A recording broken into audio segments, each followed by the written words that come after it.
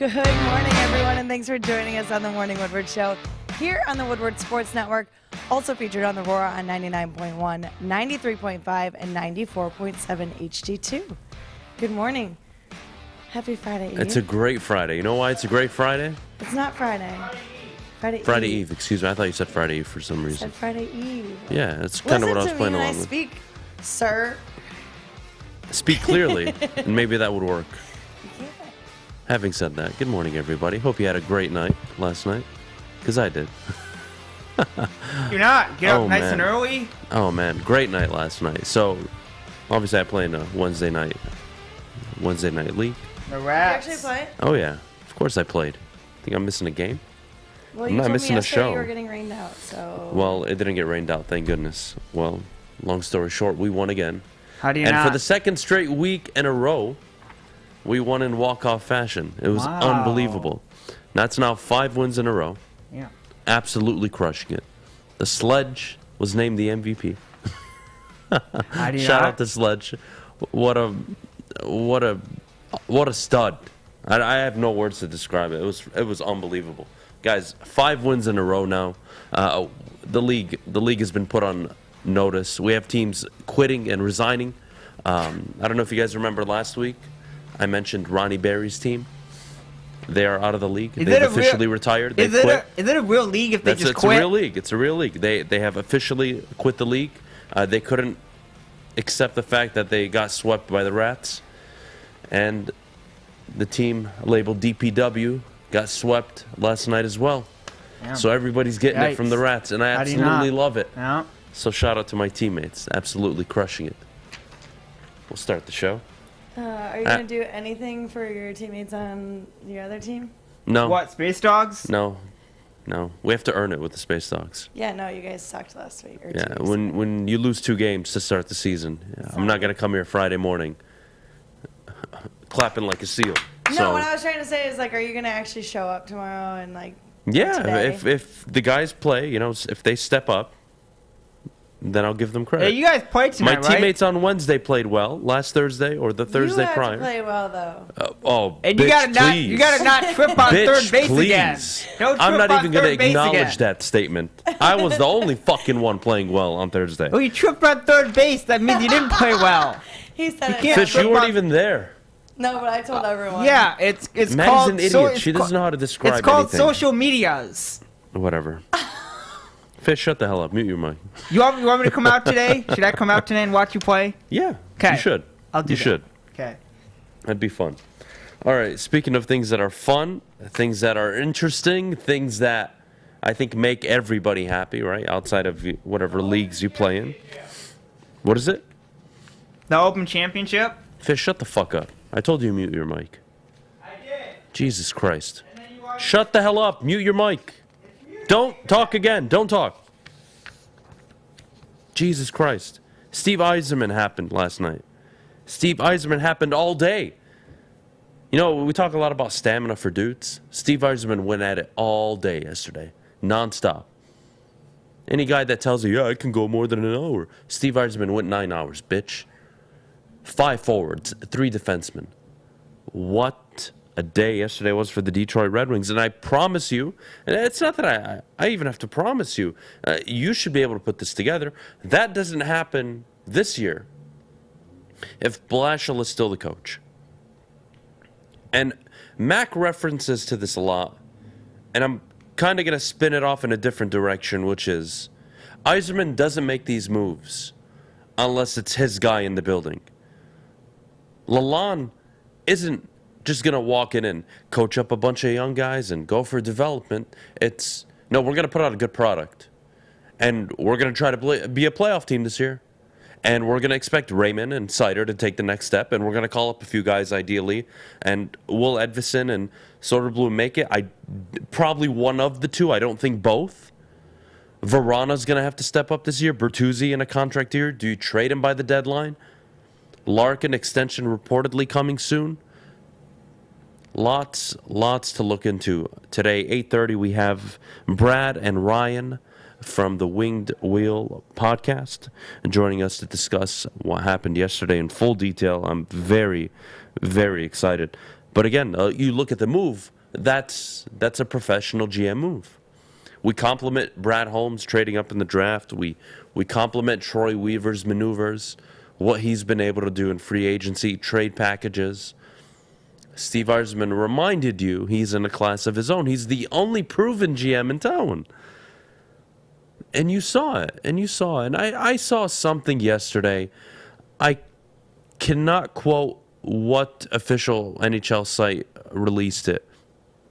It was the projected wins above replacement.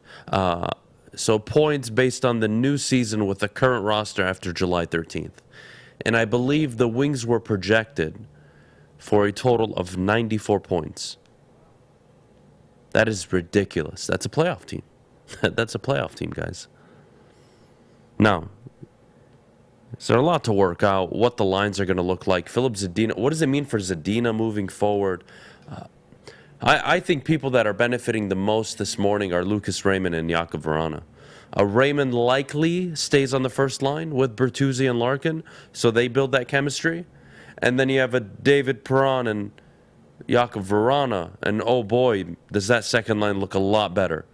And boy, is that just going to increase production. Now, you look at your defensive pairings. Again, I'll ask Brian and Brad what they think. I'm not sure if Ben is a first-line defenseman, but you know what? You needed a left-handed stick. And do you need him to be overwhelmingly productive on the offensive side? No, you don't. You need to not be the team that gave up the second most goals in the NHL last season. That's what you need. And that's what you need this morning. That's what you need. And again, Yzerman delivered. 5 forwards, 3 defensemen. How can we go a segment without mentioning Andrew Kopp, U of M zone, who will be on the second line with Lucas Raymond? This is a guy, I believe, 30 goals not too long ago. When he was traded at the deadline, I believe 30 points in 30 games roughly. Again, fantastic player. The Rangers made it to the conference final. He's a good player. 5-year deal. I did see a lot of comments from writers online that, hey, 5 is a bit much, but if you wanted him, that's what you had to give up. I don't mind it. 5 years for a 28-year-old I can live with. And in the NHL, where you skate into your mid-30s relatively well, you age relatively well in the NHL, I don't have a problem with it. The Wings just got immensely better. You have a line of, I believe, a second line now of Perron, possibly with Raymond and Kopp. That's something. That's something. And again, it's a Thursday morning. You guys know me. I'm not rude. I'm a nice guy. I give credit when credit's due. Every GM in town got to witness a masterpiece yesterday, except for one, Al Avila. You think I'm going to go a single show without mentioning that fat fuck? Al Avila yesterday was sitting there in his office, seeing all the trades that were being made.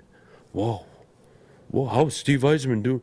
Whoa, he signed him and him and him and him and wait, he signed depth? I don't know what depth is. I'll just start the season with no backup outfielders. How about I do that? Isn't that a smart move, Al? How about I boast about my farm system that equates to 0 wins for my team this year? I'm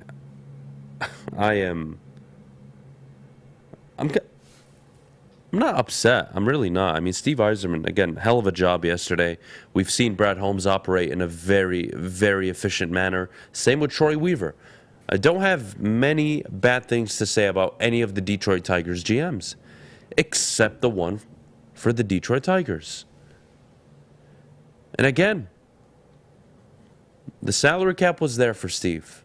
I know in baseball there isn't a salary cap. But when you have one of the smallest payrolls in baseball, after spending money, I mean, what are we doing here? What are we doing here, guys? I don't want to give Al Avila too much airtime. I don't want to give him too much of anything, really. I just want all of you to know that I don't go a single day without trying to figure out what I can say to help get this guy out of town. This guy's holding back your baseball team. He's holding back your baseball team, and he's gonna be GM. He's gonna be your GM on Sunday. Think about that. Another draft he'll be in charge of. Wow, I'm so excited. Another trade deadline he will be in charge of. Wow, I am so excited. Can't wait. I really can't wait. It's gonna be fun. But back to Steve Yzerman and the Red Wings. I don't see why playoff expectations are unrealistic. Again, I think Derek Lalonde is a significantly better coach than Jeff Blashill. I think they're different in a lot of ways. And again, Steve wasn't bringing in his coach until he could win. You could make the case with Brad Holmes or Troy Weaver, but I'm not going to do that this morning. I think that's super early. I'm not interested in having that conversation. But you could see it with Blashill all this time. When Steve continued to go along with Jeff, it was, we need to develop the young guys. We're going to lose a ton of games. I understand that. But when I'm ready to hire my coach, I will not have $30 million in cap space available. I'm going to go out and make moves, make this team better, and I'm going to try to compete. And I respect the hell out of that. Hell of a job. Hell of a job. Olimata, by the way, also signed a defenseman to the Detroit Red Wings. They made some good signings and nothing extremely long-term outside of Kopp. David Perron, 2-year deal. I believe Mata was a 1-year deal. A lot of 1-year deals on the table yesterday, so super happy about it. Super happy about it. Round of applause around the room. Round of applause for the Detroit Red Wings. They did a hell of a job yesterday. Steve Yzerman, congrats to you and your team. Well done. Really well done. We're going to go to break. When we get back, like I said, I try to be fair. I really do. So I went and looked back at Ben Wallace, excuse me. I went and looked back at Rasheed Wallace's career. Early Portland to late Portland to Detroit. And I reevaluated what I said yesterday. I don't believe I was correct 100% like maybe I thought I was. If anything, I'm doubling the fuck down. I'm 150% right about Rasheed Wallace. And the fact that Sean Murphy, any of you stupid Pistons fans, Andre Iguodala, or your mother, I don't care who, thinks that Rasheed Wallace in today's NBA would be a top 5 player, go fuck yourselves. Having said that, I got to tell you about where you should go, and that's the Planet Fitness, your home of the judgment-free zone, your home of a fitness atmosphere that you will be able to change your both mental and physical health. Your fitness is essential. Get started today. $0 down, $10 a month. Planet Fitness. Visit planetfitness.com or one of their many Metro Detroit locations. Let them know Woodward Sports sent you.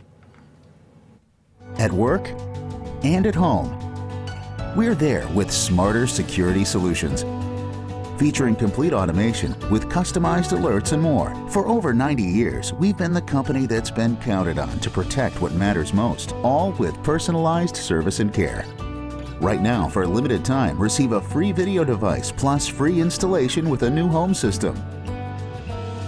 Guardian Alarm. We protect Michigan.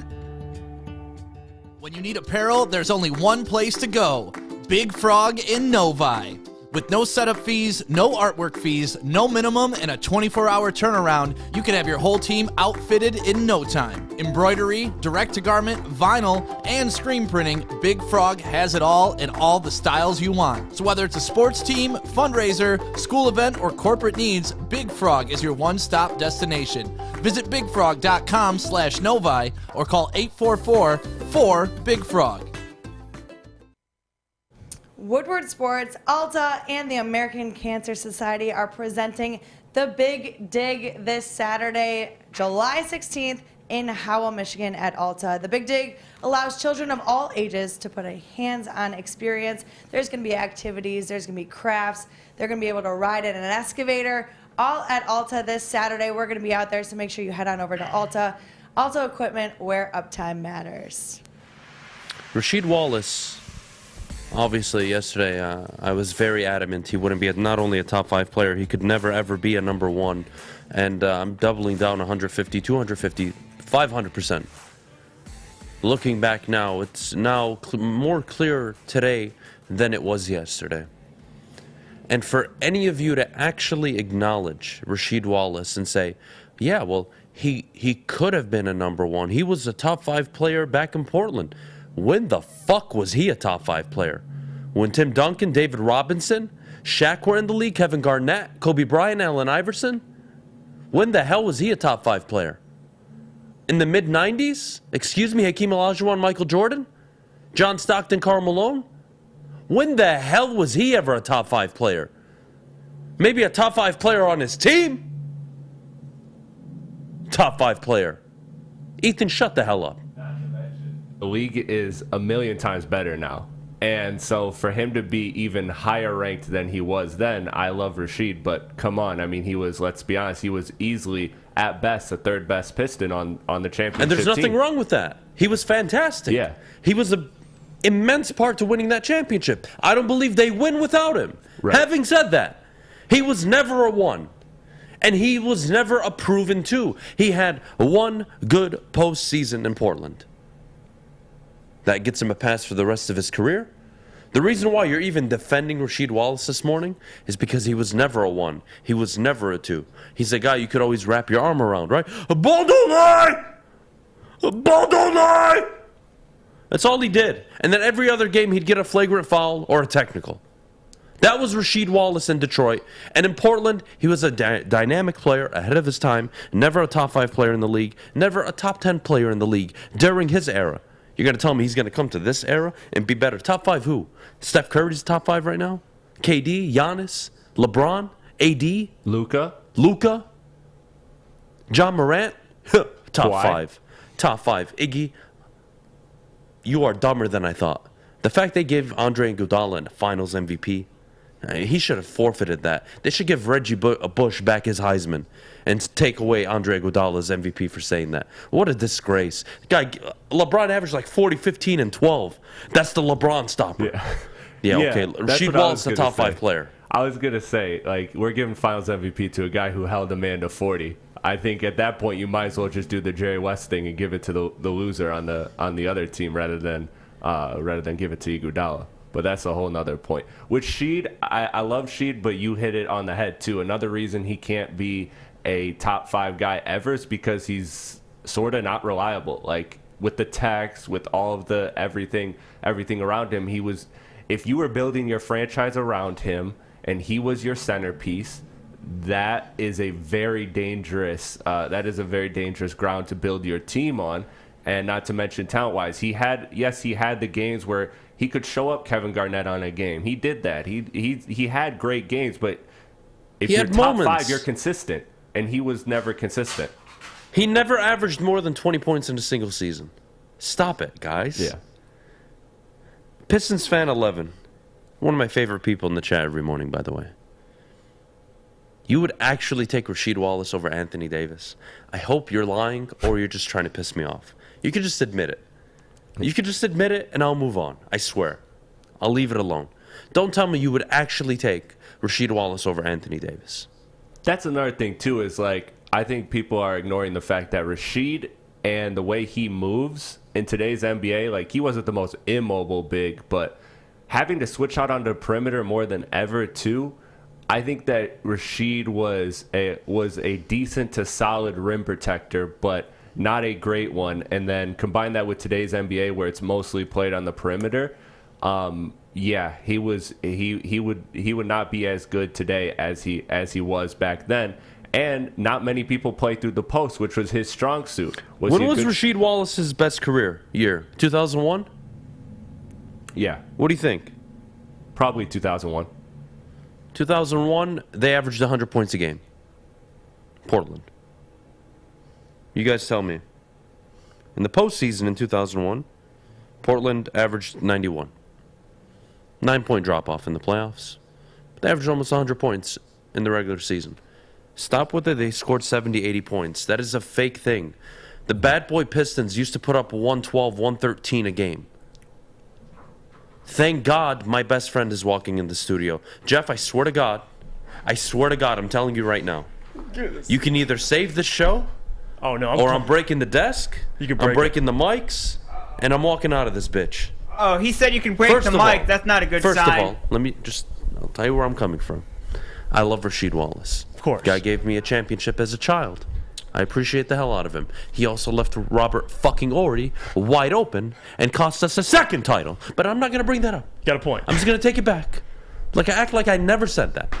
Top 5 player in today's league. Was he ahead of his time, Jeff? He was. Yeah. But Rasheed Wallace was never top 5 at his position, maybe outside of one season in his entire career. Guys, there's levels to being a 1, a 2, and then what Rasheed was, which was an explosive number 3 that you'd love to have on a championship team. Right. But the guy is more famous for Beydoun and getting technical fouls and staring at referees than anything else. Yeah, I think his antics kind of held him back a little bit. But I think Iggy's point, I had to come in here because Chris, my man would be better in today's game. That's a fact.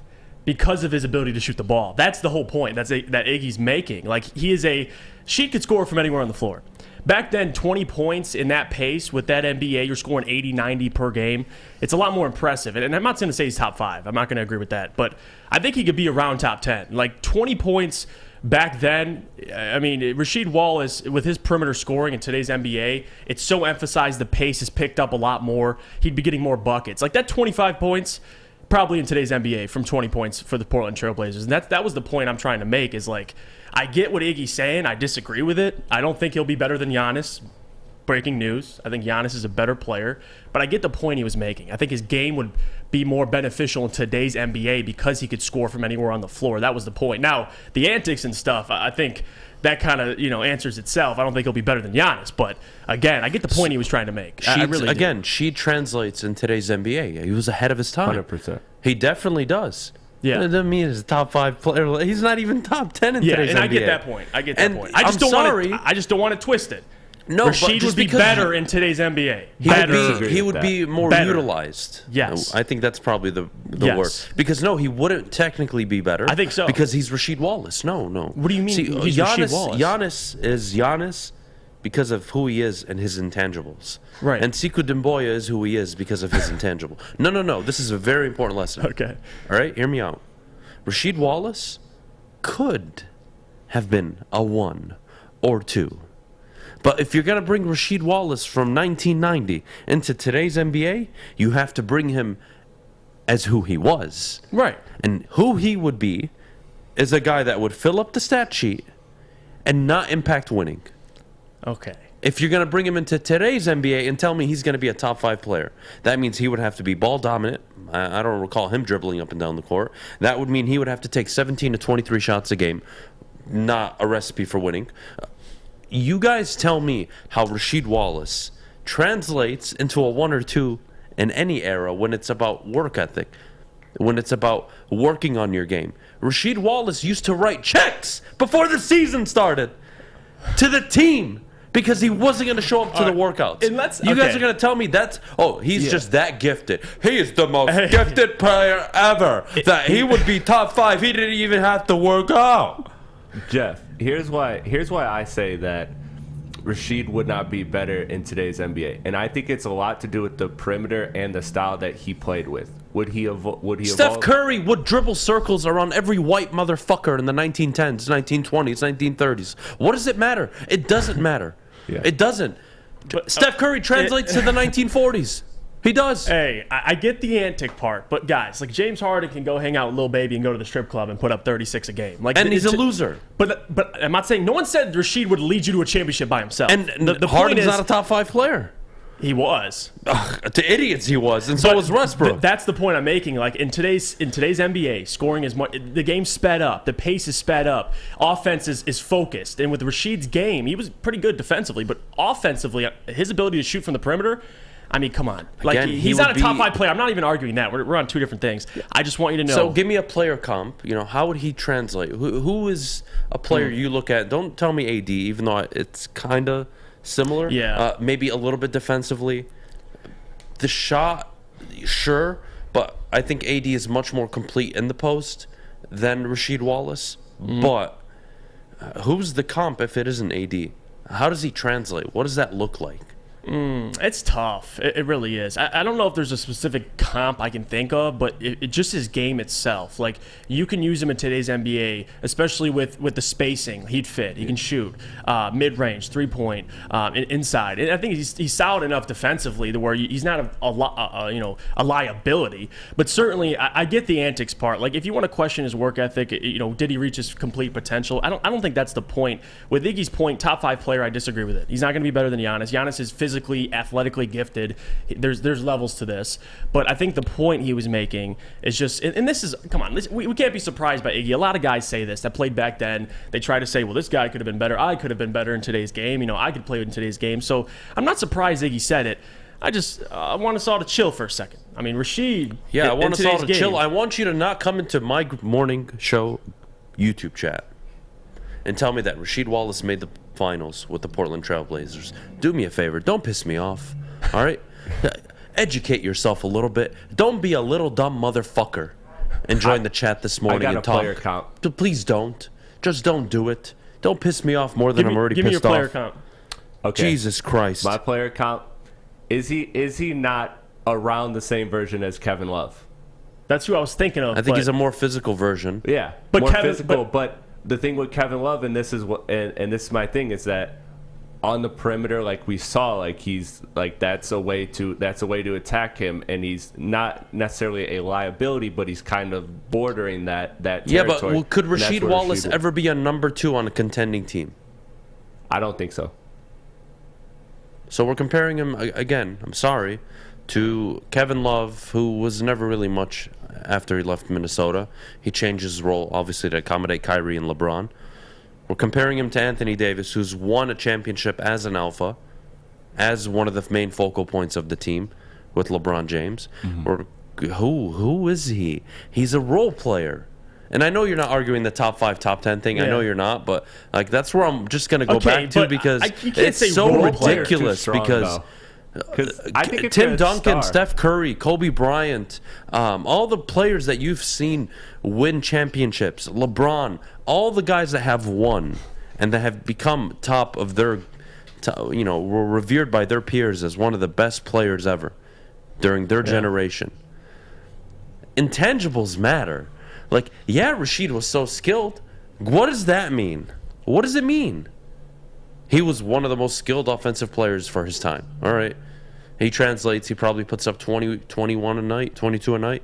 Yeah, is that fair? Today's NBA. I think he scores 5, 6, 7 more points a game in today's NBA. Yeah. Okay. He's still Rasheed Wallace. He's still going to average 5.2 fouls a game. 1 technical every other night. He's still going to yell at the refs, ball don't lie, even though there's replay in today's NBA. And even when the replay shows that it was a foul or that it was the opponent's basketball, he'll sit there and say, ball don't lie. Come on, I can't believe the Rasheed Wallace playing in today's world with social media. Come on. Okay, now we're getting you have to factor everything. Off the court does not. I don't look at it. It does though, because what you do off the court, Giannis lives, breathes basketball. Right, but no one's saying he's. At least I'm not. Well, Iggy's no, because it has to translate. Yeah, again, right. Iggy's. I can take. I mean, let's talk about big disappointments in our lifetime. Guys, not for injury reasons, right? Because Greg Oden is one. Yeah. I really think if he was healthy, he would have been phenomenal. He would have been Embiid before Embiid. But, guys that were supremely talented, Jamal Mashburn, Stephon Marbury, guys like that, supremely talented. Yeah. But off the court matters, man.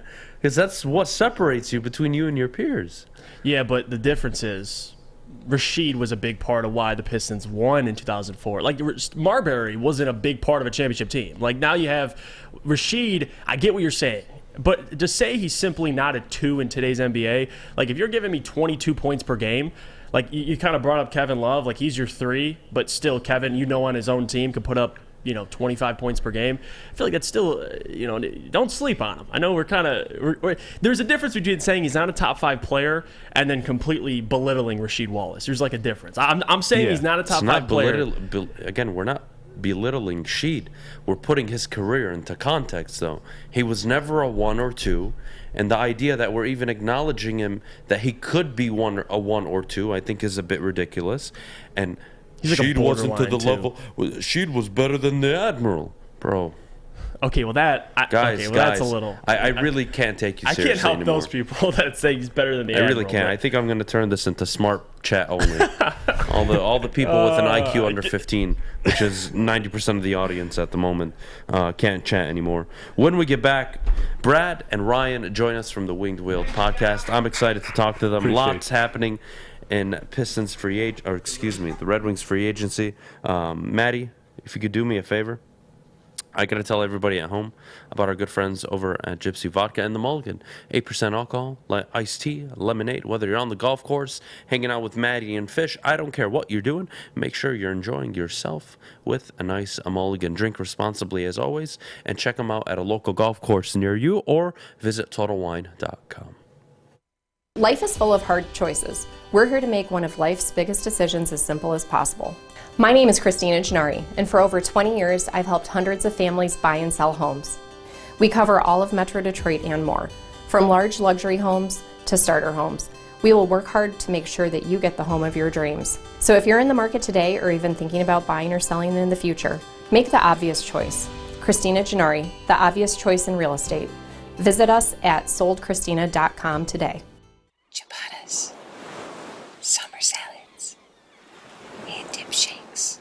All at Big Boy. Try a chicken club, chicken cordon bleu, or sunrise ham and cheddar. All on our grilled ciabatta bread. Or keep it light with our Michigan apple, chicken Caesar, or Greek salad. And don't forget to cool off with a frosty hand-dipped cookies and cream or strawberry shake. You heard it here first. Summer just got better. Well, it's a beautiful day here in Metro Detroit, but if you don't have time to get outside and get your tan on, don't worry, you can get your tan on at Chili Peppers Tanning. That's where we find the cleanest salons in the D with spotless sanitized rooms and trained certified tanning professionals. Don't forget, of course, to join the Pepper Club for all the best deals on unlimited tanning. Chili Peppers has the hottest bulbs, the hottest deals, and the darkest tans. Chili Peppers tan. All right, we're back here on the Morning Woodward Show, joined by our favorite gentleman from the Winged Wheel podcast, Ryan, Hannah, and Brad. Brad, I'll start with you, Brad. I gotta say, yesterday was... Fish, shut the hell up. Brad. My mic was muted. I can't cheer on my team? No, you can't, Fish. I'm trying to do an interview here. Jesus Christ. What's up, guys? Good morning. Good morning. All right, look, I gotta start with this, and make sure Bus B's turned on so we can hear them, Chris. Having said that, guys, I want to start with this. 5 forwards, 3 defensemen signed yesterday by Steve Yzerman. Walk me through your initial reaction. I know some of the signings you weren't the biggest fan of, whether it was for contractual reasons or maybe just fit, but this is a team that's added 8 new players. Roster spots are few and far between now going into the season. For me, the message Steve Yzerman sent was, I'm not going to let Derek Lalonde fail. I'm not going to let him go out there and get 67, 73, 75 points in his first year. What's the message and takeaway from yesterday for you guys? I think the message is pretty clear. This team needs to take a step forward this year. I don't think that necessarily means playoffs, because the Atlantic Division in the East as a whole is really, really deep, really stacked. And obviously Ottawa did a lot of similar things to Detroit yesterday. But I think we were all curious to see what the direction was going to be. It's going to be a good draft upcoming year. Could you see the Red Wings taking a step back this year, trading off a couple big pieces and taking one more big kick at the lottery? Very clearly that's not the case. Andrew Kopp being the first signing of the day, probably the biggest signing of the day as well, filling that number 2 center spot for a pretty significant contract, probably a year longer than you would like, but about the annual average you would expect. that kind of tipped Yzerman's hand pretty early in the day as to what he was thinking. And then the Mata signing comes down and you're thinking, okay, yeah, there was a pretty big hole on lefty. That makes sense. And then the Sherratt contract comes down and you're like, okay, well, there was many holes on lefty, so that also makes sense. And then the Perron signing came down. You're like, yep, okay, well, they were missing a right shot forward pretty desperately, especially someone who could help on the power play. So that makes sense, but that's a lot of signings. And then the Kubalik contract came down.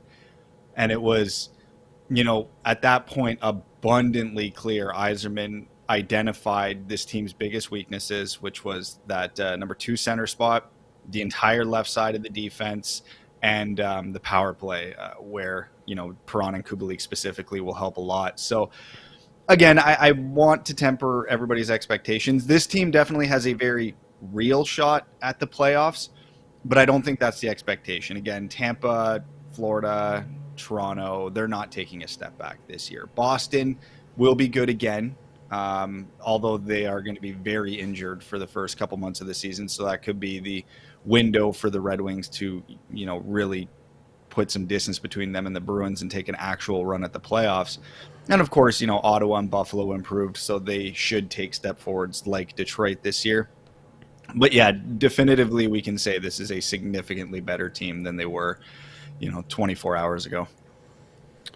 Prior to yesterday, we talked a lot about the youth on this team, who possibly could get a call up to the roster. And now that you've signed 8 players, what does that mean for some of the players? Simon Edvinsson, you could look at some of the other guys on the team. We talked about Jonathan Berggren possibly becoming a 4th-line centerman, maybe.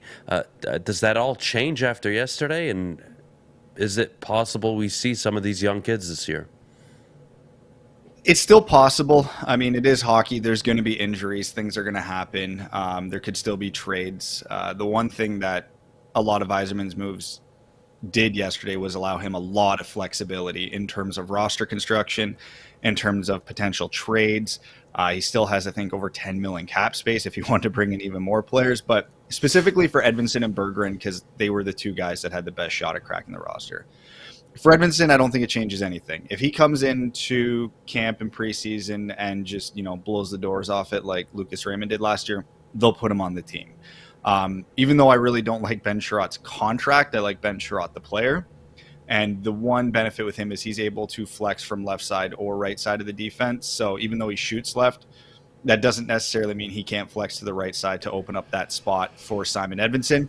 Berggren's path got a lot harder because last year the Red Wings offense was, plug and play. They only had so many guys who could play a 1st-line role, a 2nd-line role, a 3rd-line role. So guys basically ended up in their spots by default.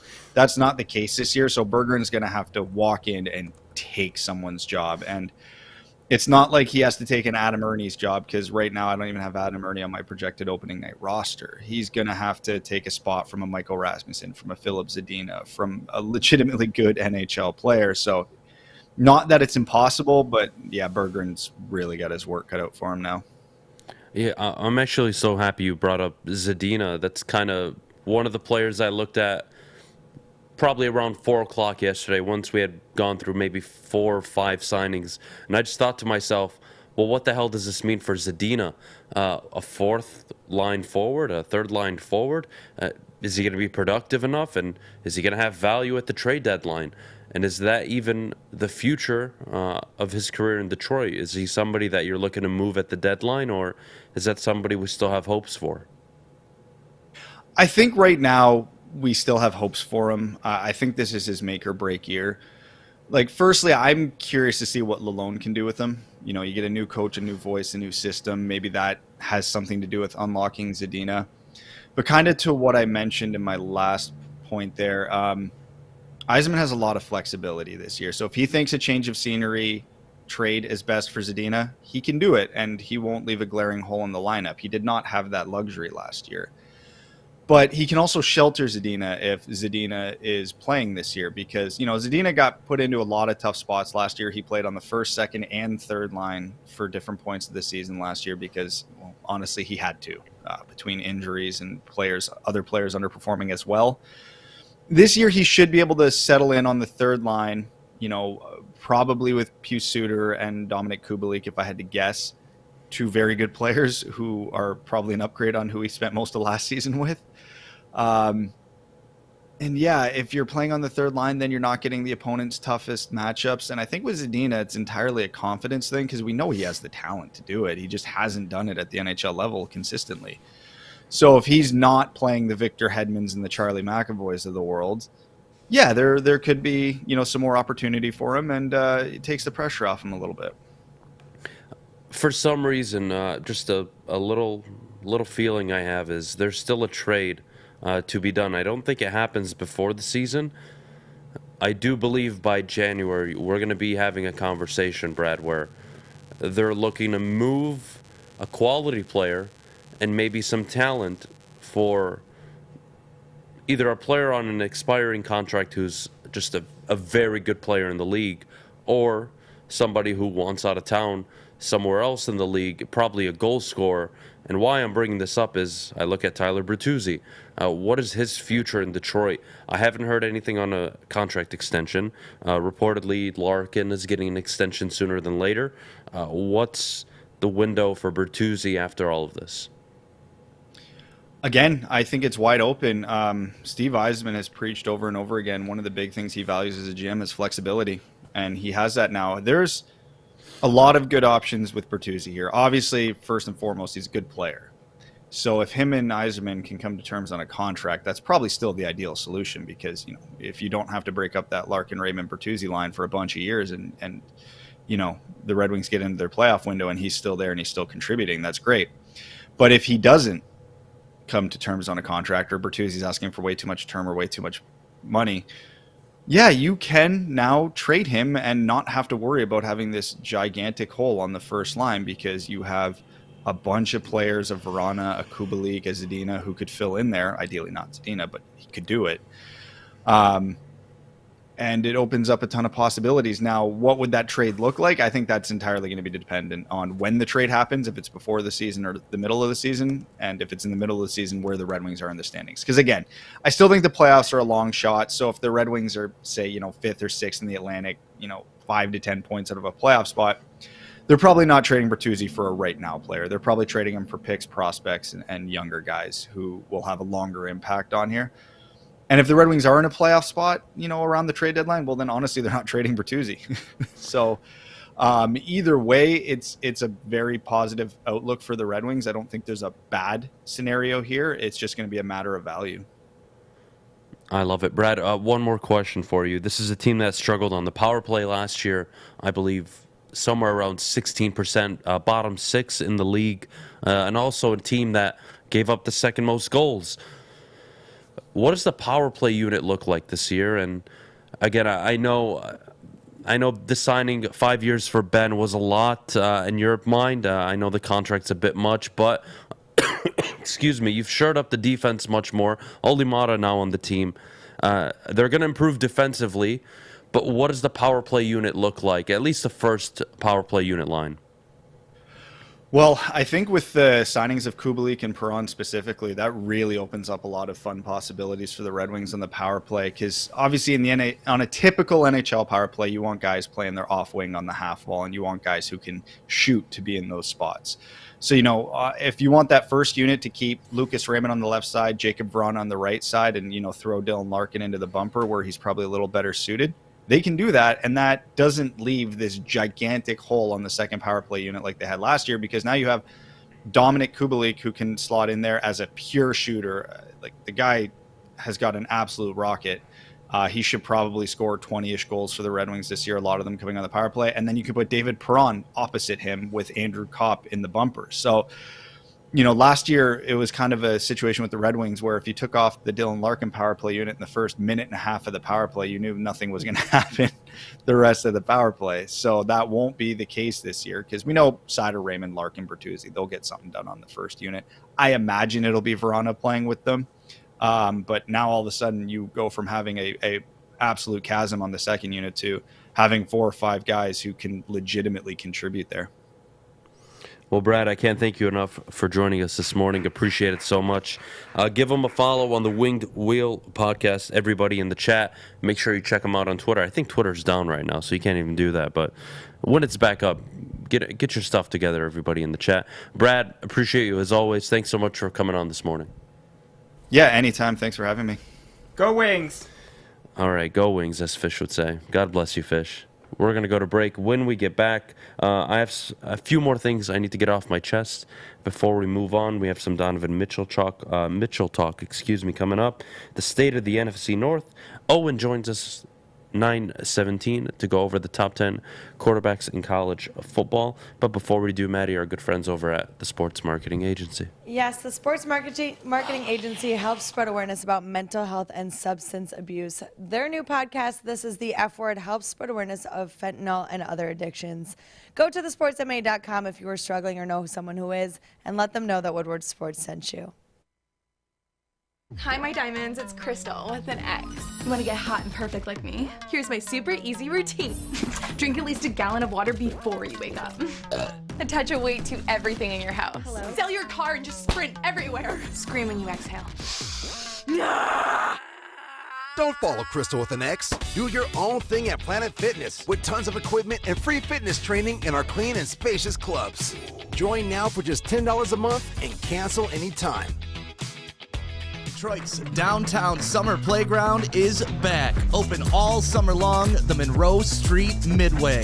Enjoy roller skating, free Wi-Fi, food trucks, art installations, and so much more. Don't forget to take advantage of the basketball court, putt-putt, and, of course, family programming all summer long. All art installations are done by Detroit artists, and it's a fun, safe event from people 1 to 100. Go to deckedoutdetroit.com. If you are looking for something fun to do this weekend, look no further than the Foaling Warehouse in Hamtramck. That is home of the original football bowling pin game called Foaling. They've got two ways to play, $12 open unlimited play, or you can reserve a private lane for just $120. Don't forget, of course, they have a $2 mystery beer machine as well as multiple full bars. So check it out at thefoalingwarehouse.com. All right, we're back here on the Morning Woodward Show. Guys, I don't like segments or conversations being incomplete. I really don't. So we're going to revisit Sheed because I'd like to put a poll in the chat. And the question I'm going to ask, I think, is a fair one. I'm not going to ask if he would have been a top 5, top 10 player. I think we all agree no.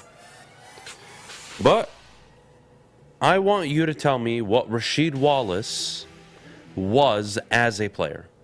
A 1, a 2, or a 3. So, Chris, if you could make the poll, what was Rasheed Wallace's career position? Was he a 1, a 2, or a 3? You're going to get like 80% 1. I hope so. I'm trying to extend an olive branch this morning because you, not all of you, some of you, a lot of you, okay, like to believe that because I'm saying what I am saying about Rasheed Wallace, it means that I'm discrediting his career or what he accomplished in Detroit. But I'm going to give you guys a chance. And if you don't want to answer honestly, I can't prevent you from doing that. It's up to you guys. I have no problem at all. I'd imagine you would agree it's a 3, but yeah, who am I? He's a great 3, like a great 3, but not a 2 if you want to go nowhere. If you want to go maybe compete for, in today's day and age, like play-in / first round exit is kind of the ceiling, I think, of Sheed as a 2, is it not? It's just not possible. He just isn't, though. He's not a 2. And he was never a capable 2. Like, again, Rasheed Wallace was so vital to winning that championship. So vital. Okay? Right. Okay, that was good for us in Detroit. We're talking about his career and who he was as a player. He played with Chauncey Billups, Rip Hamilton, Tayshaun Prince, Ben Wallace. Played on a damn good team. Nothing wrong with that. And he was a vital role player. And a great, as you would say, I would agree, the word great role player.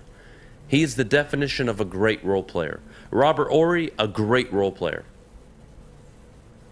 But not a 1, not a 2. And I'm glad. 55% of the chat so far I was going to say. agrees he's a 3. You're doing a good job convincing them. It's not about convincing you guys. You know who Rasheed Wallace was.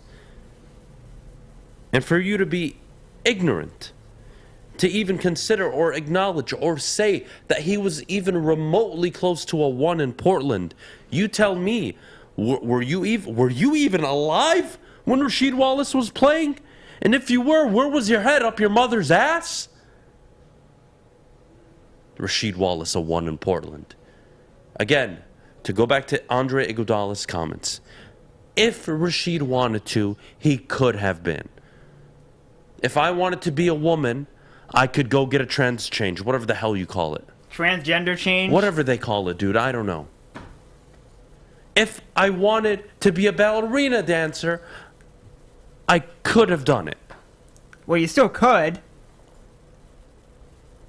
If I wanted to be a high school ballerina player, dancer, whatever, I could have done it if I wanted to. Come on, guys. Rasheed Wallace was one of the greatest role players. When I think of role players, I think of Rasheed Wallace. I think of Dennis Rodman. I think of Robert Horry. If you want to consider players who are the definition of role play, Draymond Green is a role player. He's not a 1 and he's not a 2. He just isn't. But boy, he's one of the greatest threes in NBA history. He's in that conversation. Mm-hmm. There's nothing wrong with that. But do you know what you're asking of when you tell me a top 5, top 10 player? Excuse me? You know, let's see if Rasheed Wallace ever got MVP votes. I'm curious. Rasheed Wallace. There was one year where he finished near top 5, actually. I'm looking for it. I believe it was 06, if I'm not mistaken. In MVP voting, no. In MVP voting, shout out to he Jeff was never top 5 in the 5. chat. Scoring some people, Jeff. Well, Scoring look, people. we talked He's some got the sense into the laptop, chat. ladies and gentlemen. All right, let me say this, Jeff. I did we some did research. The poll. 53% Yeah. agree that he's a great 3. For the Pistons. I'm done. I have nothing else to say. Wait, no. Yeah, this Pistons are all time. No, the Portland Trailblazers has won 50 games as him as their number 1. Uh-oh. He averaged 20 points. Uh-oh. Oh, Scottie Pippen behind him had 11. So as a number 1, if you finish 4th in the NBA in terms of team record, what does that mean? Chris, you might need to put 2 polls. It means you're number 1. It means you're number 1? Yeah. Oh, statistically, it does. Jeff 530 coming with the hammer. Clap it up for Jeff 530. Love it, Jeff. You're my guy. They lost in the Western Conference Finals to the Lakers, which, of course, we now know, Shaq and Kobe. Yep. But if you're telling me Rasheed at the time averaged 19 points, Scottie Pippen on the Blazers at 35 averaged 11. What year, 99?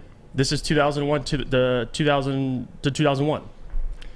So in Portland, at times, he was a number 1 for a team that made playoff runs. Now, for the Pistons, he was the number 3 at the time. But to say he's a role player, I don't know. He is one of the greatest role players ever. That's what he is. Sounds like a... He was wait. I'm trying to understand. Because I'm going to be fair to you, all right? You have one season of a sample size where he was the leading scorer on his team and they were a winning team and they got to the Western Conference Final. Yeah. You have 1 year of data. Donovan Mitchell didn't even do that. Donovan Mitchell led his... What are you talking about? He led his team in scoring. He's never been to a Western Conference Final. No, he hasn't. That is correct. And what would you classify Donovan Mitchell as? Definitely not a 1. A 2? Potential to be a 2. His career's still going on. I know, I get you. But yeah, the point... it's not fair, though. I prefer you somebody that's played. But yeah. Similar age at the time. Rasheed and Donovan at the time... Rasheed was a little older, I think. Well, at the time... I'm talking about the Portland years. I mean, he was... At the time, Rasheed was... I think he was 26. Okay. This time. So 26. Donovan's like 25, 26. Yeah, but Donovan peaked early, and he hasn't gotten back since. So right. Again, that's why I kind of wait and see. Longevity for Rasheed's career, I'll give you that. Because the work ethic and all that, the antics. Didn't have a long 15-year career, but for like an 8 to 9 year stretch. What do you define Russell Westbrook as? A 1? No. A 2? At times, Oklahoma, he was a 1, but on a championship team, no, he's not a 2? 1. Yeah, at times, yeah. Early in his career. Okay. Not now. He's a disaster now. All right. Well, in his prime. Yeah. You would he's label a 2. him a 2. Yeah. Okay. Yeah, he's 2. Help me understand then where we draw the line. I'm really curious because I think Draymond Green is a 3. Would you disagree? Draymond? Yeah. On the Golden State Warriors, the way they are constructed, he is a 3? Absolutely. A majority of the time, some nights a 2. Yeah, in terms but of mainly importance, impact, yeah, he's a 3. Well, he's so important on the defensive side. Right, that makes him a 3. When I think of Rasheed Wallace, I think of Robert Horry. I think of Dennis Rodman, Draymond Green. Now, some are more gifted than others at certain parts of their game. Yeah. Rasheed probably is more offensively talented than all of them. Mm-hmm. Yeah. But Draymond and Dennis Rodman are more gifted in other aspects.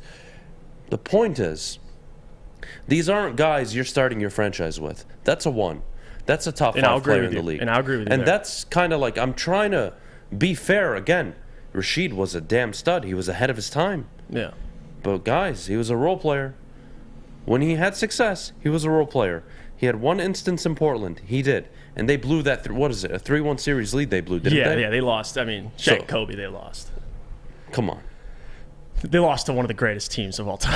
But I I'm not wouldn't defending call them. that one of the greatest teams of all time. Are you Shaq and Kobe? Yeah, I would. Shaq and Kobe, one of the greatest duos of all time, not team. I mean, three-peat. It's one of the best teams. I mean, it was Shaq. It was just Shaq. You couldn't stop all right, Shaq. Well, however you want to spin it. I'm just, because team, I'm going like bottom, top to bottom. And I'm trying to, because I would say like, in terms of the 1-2 Celtics, punch. the Warriors, the Bulls, teams that, the Spurs even.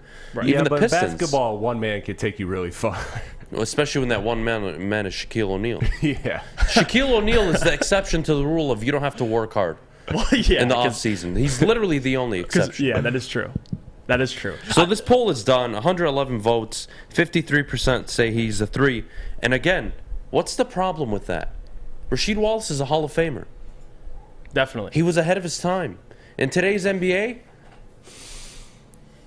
do I think you win a championship with Sheed as your 2? I don't think so.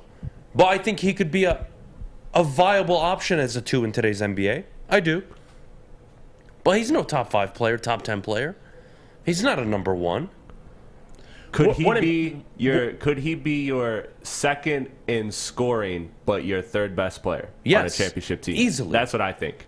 Easily. The only point... Draymond Green, I could argue, is the second most important player on Golden State, but the third best player.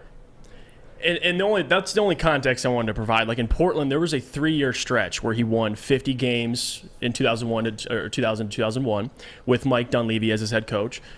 Led the team in scoring. I think the next person below him was like 8 points below him. The second year, 49 wins.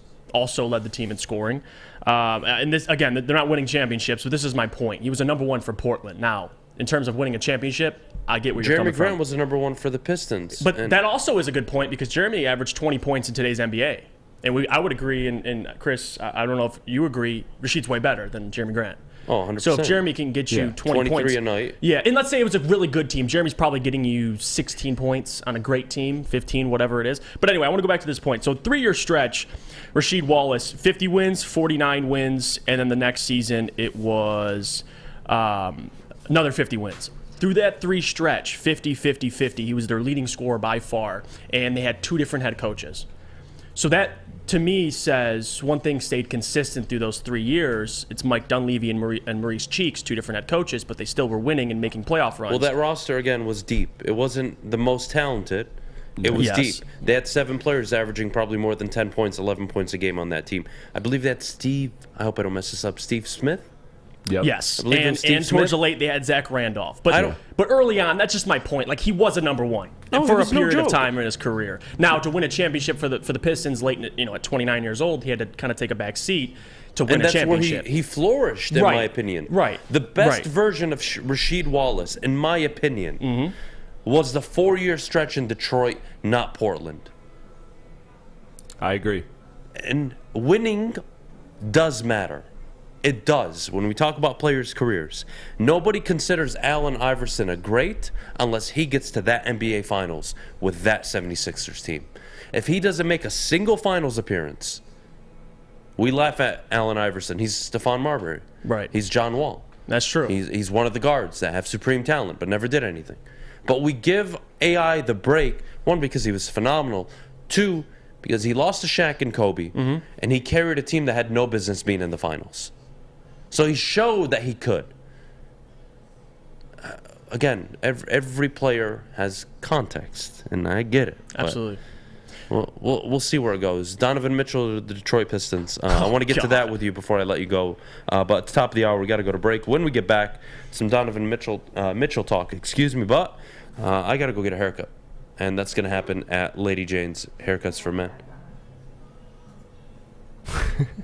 Maddy, shut the hell up. Walk in anytime, open 10 to 8, 7 days a week. Lady Jane's Haircuts for Men. They're awesome stylists, will take care of you like they take care of me. Of course, for precision haircuts. Again, visit any Lady Jane's Haircuts for Men near you. Again, open 10 to 8, 7 days a week. Walk in anytime, no appointment necessary. Lady Jane's. It's wicked awesome. Hey, it's Sean Jordan from the Sports Marketing Agency, and SMA wouldn't be who we are without our amazing partners. Thank you so much, Sean. You know, at Detroit Wayne, we want to serve as a resource for you and your families. We offer mental health services, substance use disorder services throughout our communities, and we want to be that source and resource within the community. If you or a loved one are suffering from a mental health or substance abuse issue, please don't hesitate to call 1-800-241-4949.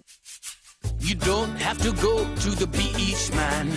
You don't have to get your butt crack full of sand. You just need a little chili peppers, man, to get that glowing beach chili peppers tan. Woo! With 26 locations in the Metro Detroit area and more coming, Chili Peppers Tanning is where you'll find the cleanest salons in the D. Join the Pepper Club for the best deals on unlimited tanning. Head to chilipepperstanning.com. You just need a little chili peppers, man. OddsTrader.com is the #1 site for your game day bets. Play-by-play updates, live scores, and the best price on every game from multiple sports books is live on their website right now. Don't forget, of course, you can download their app from the App Store, but head on over to OddsTrader.com. All right, we're back. Top of the hour, brought to you by Bedrock Detroit. Jeff, without being a curmudgeon, yeah, I think Donovan Mitchell to the Detroit Pistons has to be some of the most ignorant, stupid, low IQ. Yep. I have nothing better to do with my life. My mom raised me to be an idiot. My father didn't graduate middle school. Kind of opinion at the moment. Sounds about right. I don't want to give up Jaden Ivey. Nope. Cool, we agree. Yep. Not giving up Cade. Nope. I'd rather have Sadiq Bey right now on this basketball team than Donovan Mitchell. Yeah, the fit just doesn't make sense. Why the hell is there even an expectation or a thought that the Pistons could, would, should, might go after Donovan Mitchell? One of you, both of you, help me and explain to me, because this dude is probably going to the Knicks, and I don't care, because the Knicks will suck forever because they're the Knicks. Mm-hmm. Yeah. But he's not coming here. But he's not. But the thing, the only reason, and look, he shouldn't come to Detroit, and that's what I made clear. And I'm glad that you put that as the quote in the clip. Got you, baby. Like, thank you. You saved me on that. I knew. Because I had people in my mentions all day talking about why would we trade for this guy. You shouldn't trade for him. The only thing you have to consider is that 25-year-old stars under contract for a long time don't come available often. Now, is Donovan the right guy? Absolutely not, in my opinion, for all the reasons we stated, especially with the haul that it would take to get him. Now, it's most likely that the Pistons will one day have to put their chips all in on a guy, but the only reason you consider it is because of Donovan's age, really, and that's 25. But ultimately, you should not even think about actually doing it, and you want to hope that. Look, the Pistons want to hope that in 2 to 3 years, a 25-year-old star who just signed their second contract becomes available in a trade. That's like the golden that would be the absolute golden move for the Pistons if that were to be able to come available to us. Yeah, and I think the whole Donovan Mitchell thing is honestly just a bunch of smoke. It's not coming from anybody from the Pistons, I'll tell you that. It's mostly from the fans. Another thing, too, doesn't make sense considering, the Utah Jazz just traded Rudy Gobert for 4 first-round picks and their first-round pick this year, so you can call it 5 first-round picks, Patrick Beverley and Malik Beasley. They know they got that for Rudy Gobert. What do you think they're going to get for Donovan Mitchell, number one? But number two, timeline doesn't really make sense. I mean, you're trading for a guy who just got paid. This is why you draft Jaden Ivey. He's on a rookie contract, and you're hoping he can become a player like Donovan Mitchell. It doesn't make sense. I'm not giving away Jaden Ivey. You don't know the potential of Jaden Ivey. Why in the hell would you do that? And number two, I just don't think Donovan Mitchell's coming here. The only team I could see paying the price of Donovan Mitchell, you brought it up, Adam, is the Knicks. Yeah. Because they're desperate. They want a superstar alongside RJ. I could see the Knicks paying for it. But the Pistons, he just doesn't fit their timeline. Makes no sense at all. It's kind of like the KD argument. But the difference is, if you want to ask what KD's going to get traded for, it's a crap ton. What do you think Donovan Mitchell's going to be traded for? I mean, it's unrealistic. I would request, unrealistic. If let's be honest, Donovan Mitchell's a stud. He's a 2 right now. Yeah. He's not a 1, but for all the crap he's probably gotten in the last few years, he's still putting up numbers. Yeah. He's still making impact. He has one of the better PERs in the NBA for his position. Yeah. Oh, and he only turns the ball over 2.8 times a game. Yeah. That's 1.5 less than Luka does. Yeah, he's a hell of a player. 2.5 less than Russell, Harden, even Steph. Like, it's not like he's a scrub, but Donovan Mitchell and Rudy Gobert, was that ever winning you a championship? No. It's a diet Shaq and Kobe. Donovan Mitchell and Julius Randle going to win you a chip? Or No. Obi Toppin? What a bust. RJ Barrett, them three, maybe. You're going to have to give up RJ Barrett to get Donovan Mitchell, and I like RJ Barrett. He actually worked out. Yeah, he's a hell of a player, too. That's tough to say in New York. Not many things work out in New York. But you know New Believe York me, would I do know. it. I have a sister that's studying law there. She's done. Like she went there. She's not the same anymore. Jesus She's Christ. not even my sister. I've Don't disassociated even know myself her. from her. So, New York changes you. No, it does. It ruins you Oh, most of the time. I RJ bet. Barrett, I think, has thrived. Look at Zach Wilson, man. He was a Mormon. He went to New York. Now he's banging. Now milfs. he's a I mean, whore. I love it. Good for him. Zach Wilson's my hero. The Jets are going to win a Super Bowl because he's going to be banging every dude's mom. This guy's Joe Namath reincarnated. They drafted Joe Namath's grandson. Imagine the trash talking he can get off on opposing teams. Just imagine. Get with your mother. Lot. Imagine you sack Zach Wilson, and you get up and you're like, "Stay on your ass, boy." And then he gets up and says, "That's what I told your mother last night." Like, oh my God, Zach Wilson's got bullets this year. You're done. You're done. But this Donovan Mitchell stuff, man, I hate this conversation. The Pistons will eventually get to that point where you go all in for a star.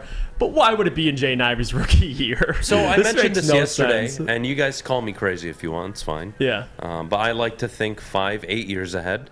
I like to do this, especially in the NFL. I love doing this in basketball because of how long it takes typically for a star to develop, which is anywhere from 5 to 7 years. I think you are in the early stages of potentially, right? We don't know yet, but potentially having a dynasty. And I'll tell you why. You look at the way Boston was built, Golden State, Sacramento, San Antonio. Mm-hmm. You had a young core that you drafted.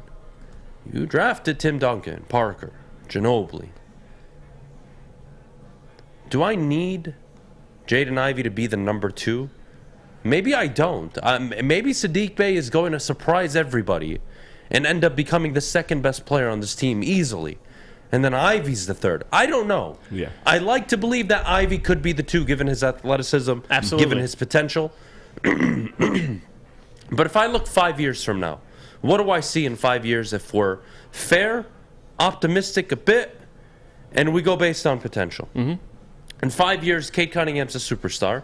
Saddiq Bey is one of, I would say, the Bradley Beals, maybe a C.J. McCollum, one of the better scorers in the NBA, but a role player. But a damn good one. Boy, you'd love to have him on your team. A better Chris Middleton.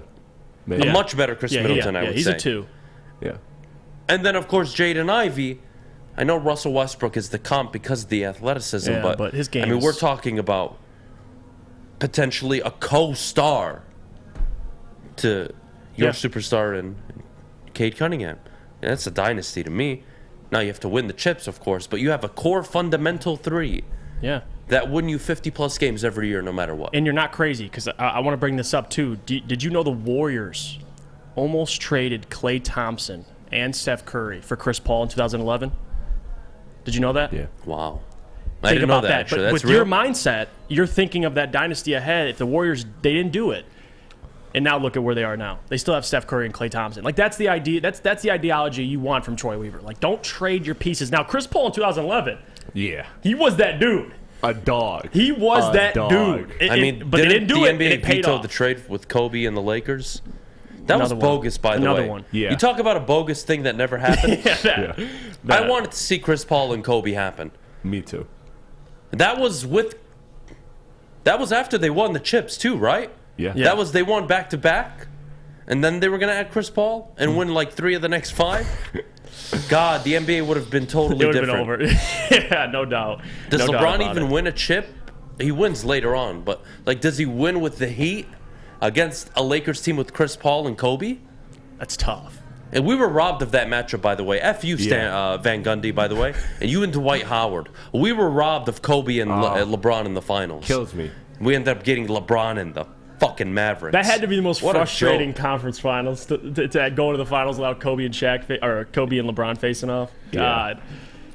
But to my point, though, there'll be a time. I love that you brought that up, though, because patience. Yep. And again, Jaden Ivey might not work out. I think he will. Mm-hmm. I think he's supremely talented, and he has all the intangibles that people like Rasheed Wallace don't have, by the way. Just FYI. I'm not trying to throw shade at Rasheed, but that's just the truth. Yeah, right. He's got the intangibles that I believe a Russell Westbrook, a James Harden, a Ben Simmons are missing. He's got that, in my opinion. Mm-hmm. So you tell me 5 years from now, if I could hit the fast forward button, and you told me, Adam, go into the future and come back and tell us where Detroit is, where the Detroit Pistons are, I would come back and tell you in 5 years, you're a 57, maybe 54 win team. You're the number 1 or 2 seed, and you're one of the favorites to come out of the East and get to the NBA Finals, in my opinion. And your role players by then will be completely different to what you have now. It won't be Livers, Hayes, who knows? Probably the only one I could see staying that long is Stewart and Duran. The whole roster's going to change. Maybe Stewart's not here in 5 years. Maybe somebody gives him more money. Who knows? Yeah. Again, you're going to have to pay your 3 main guys, and then Gores is going to have to go into the luxury. That's so far down the line. But what I'm trying to tell you guys is you have a young core 3 that you can't tell me can't get to an NBA Finals. And if they all become what we believe they can be. And he's seen it firsthand, working under Sam Presti in OKC. They drafted, they had Kevin Durant, Russell Westbrook, James Harden, Serge Ibaka. They made the finals. Like, he understands. He didn't trade any of those pieces away early. Now, down the line, everybody seemed to left. They traded James Harden. That was the biggest mistake of the Oklahoma City Thunder's franchise. They didn't re-sign him. But the point is, he's seen that homegrown talent, and I think he's going to duplicate that. I don't think Troy Weaver's the type of GM that's going to, jump the gun and try and trade for a Donovan Mitchell. It's the stupidest thing in the world. So thank God we have Troy Weaver as the general manager. Remind yourself that every single day, because the man, he's a real deal. This conversation is a good one to have, I think, because more than likely, if you go through the history of the NBA, there will be a time when the Pistons have to make like an all-in major trade. I mean, you look at I was trying to think of teams that didn't have to, and OKC would have been one of them, but they actually did the opposite and split it up. Yeah, and then I thought of the Warriors because drafting Clay, Steph, Draymond, but they had to make that big Bogut trade. Like, you have to get that third, fourth, sometimes even like second guy to win a chip. I mean, what's the chances that everybody we drafted pans out the way we want, and we can sign them to a money that fits the cap, and then these guys just grow? Like, yeah, but do you even have to look at Boston? Who'd they trade for? Well, this season, I guess in the past, they've made some weird. I mean, they got but this season, yeah, you're right. I mean, ready to go Derek all in. White, I guess their Derek stars White. are coming in. They don't need to trade for a star. Yeah. They drafted Robert Williams. They drafted Jason Tatum, Jaylen Brown, Marcus Smart. They brought back Al. You brought in veterans. That's different. Yeah, that's but different. To bring in a star, I don't think you have didn't. to, because you might have 3. Right now, you potentially have 3 stars in the making. Right. And that's what you need in the NBA. If you go look at the history of the NBA and all the dynasty teams, they had a minimum of 2 stars. Mm-hmm. Yeah. You have that potential in Detroit. Like Chris said, it's like when the Warriors, they traded for Iggy or they traded for Bogut. And, you know, same with OKC. They were homegrown, but still down the line, if they were trying to keep James, didn't work out. But the Pistons will get to that point where you might need to trade, like Boston did for Derek White, a 14-point scorer. I mean, you're not going to have to trade for a star if your players are that good, but going to have to add talent. Sure, we'll do that. I'm confident. All right. Well, Jeff, thanks so much for hopping on this morning. Man. Had to chop it up about Rasheed. Had to chop it up about Hopefully Rasheed. Twitter's not down anymore. Oh, no, we're back. We're back. Appreciate you as always. We got to go to break. When we get back, Owen will be joining us for his top 10 college quarterbacks. I'm excited for this list and see what he put together. But, Maddie, before we go, could you tell everybody at home about our good friends over at Guardian Alarm? Oh, Guardian Alarm. Sure, I can do that. No problem. Summertime is here, and that means spending more time outside. Let Guardian Alarm give you peace of mind while you're out enjoying the sunshine. Give them a call at 1-800-STAY-OUT today, and you can rest easy knowing you have 24/7 protection. That's 1-800-STAY-OUT right now, and let them know that Woodward Sports sent you. New to the game or a season better? OddsTrader.com has everything you need to make the right bet ahead of kickoff. Begin your handicapping journey with OddsTrader. Improve your edge by finding the best price on every game from sportsbooks in your backyard. Take advantage of the numerous sign-up bonus offers to pad your bankroll. Dive into key game statistics, player performance, and even account for the projected game day weather. Best of all, you can use the OddsTrader bet tracker to keep a log of your action. Welcome to OddsTrader, and best of luck. Hi, I'm John from Better Rate Mortgage, and to me, family is more than blood.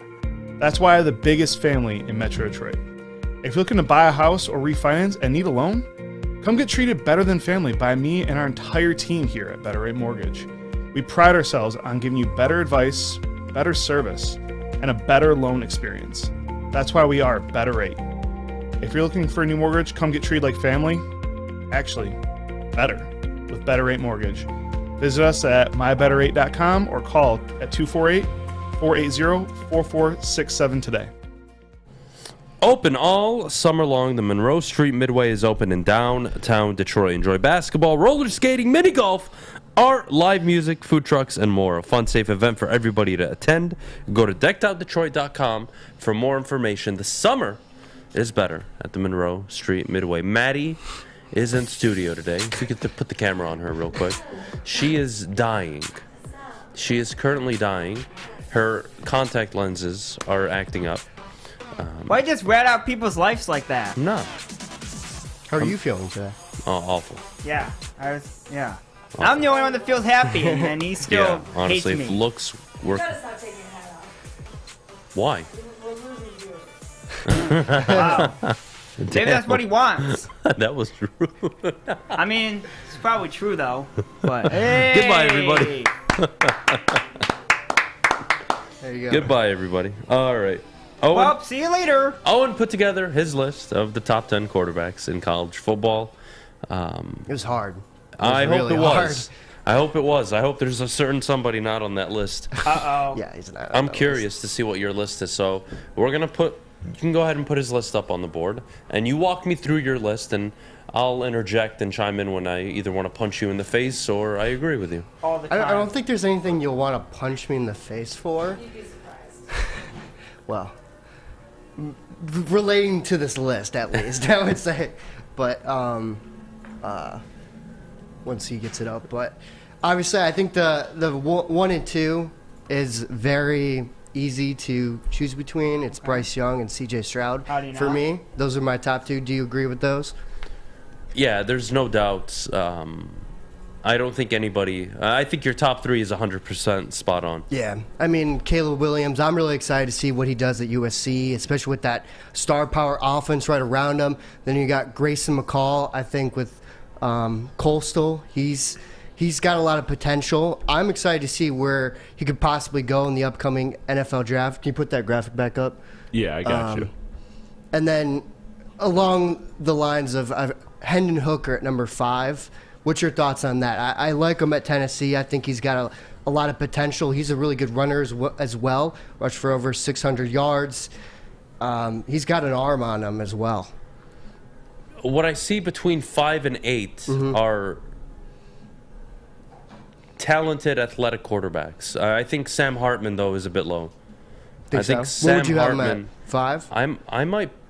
I might sneak him at least 6. 6. I wouldn't put Van Dyke over Hartman. I was going back and forth all night between the two, and Van Dyke I think has a lot of potential as well. Like, I'm really excited to see what he can do with Miami, but I think like 6, 7, 8, 9 you can move all around.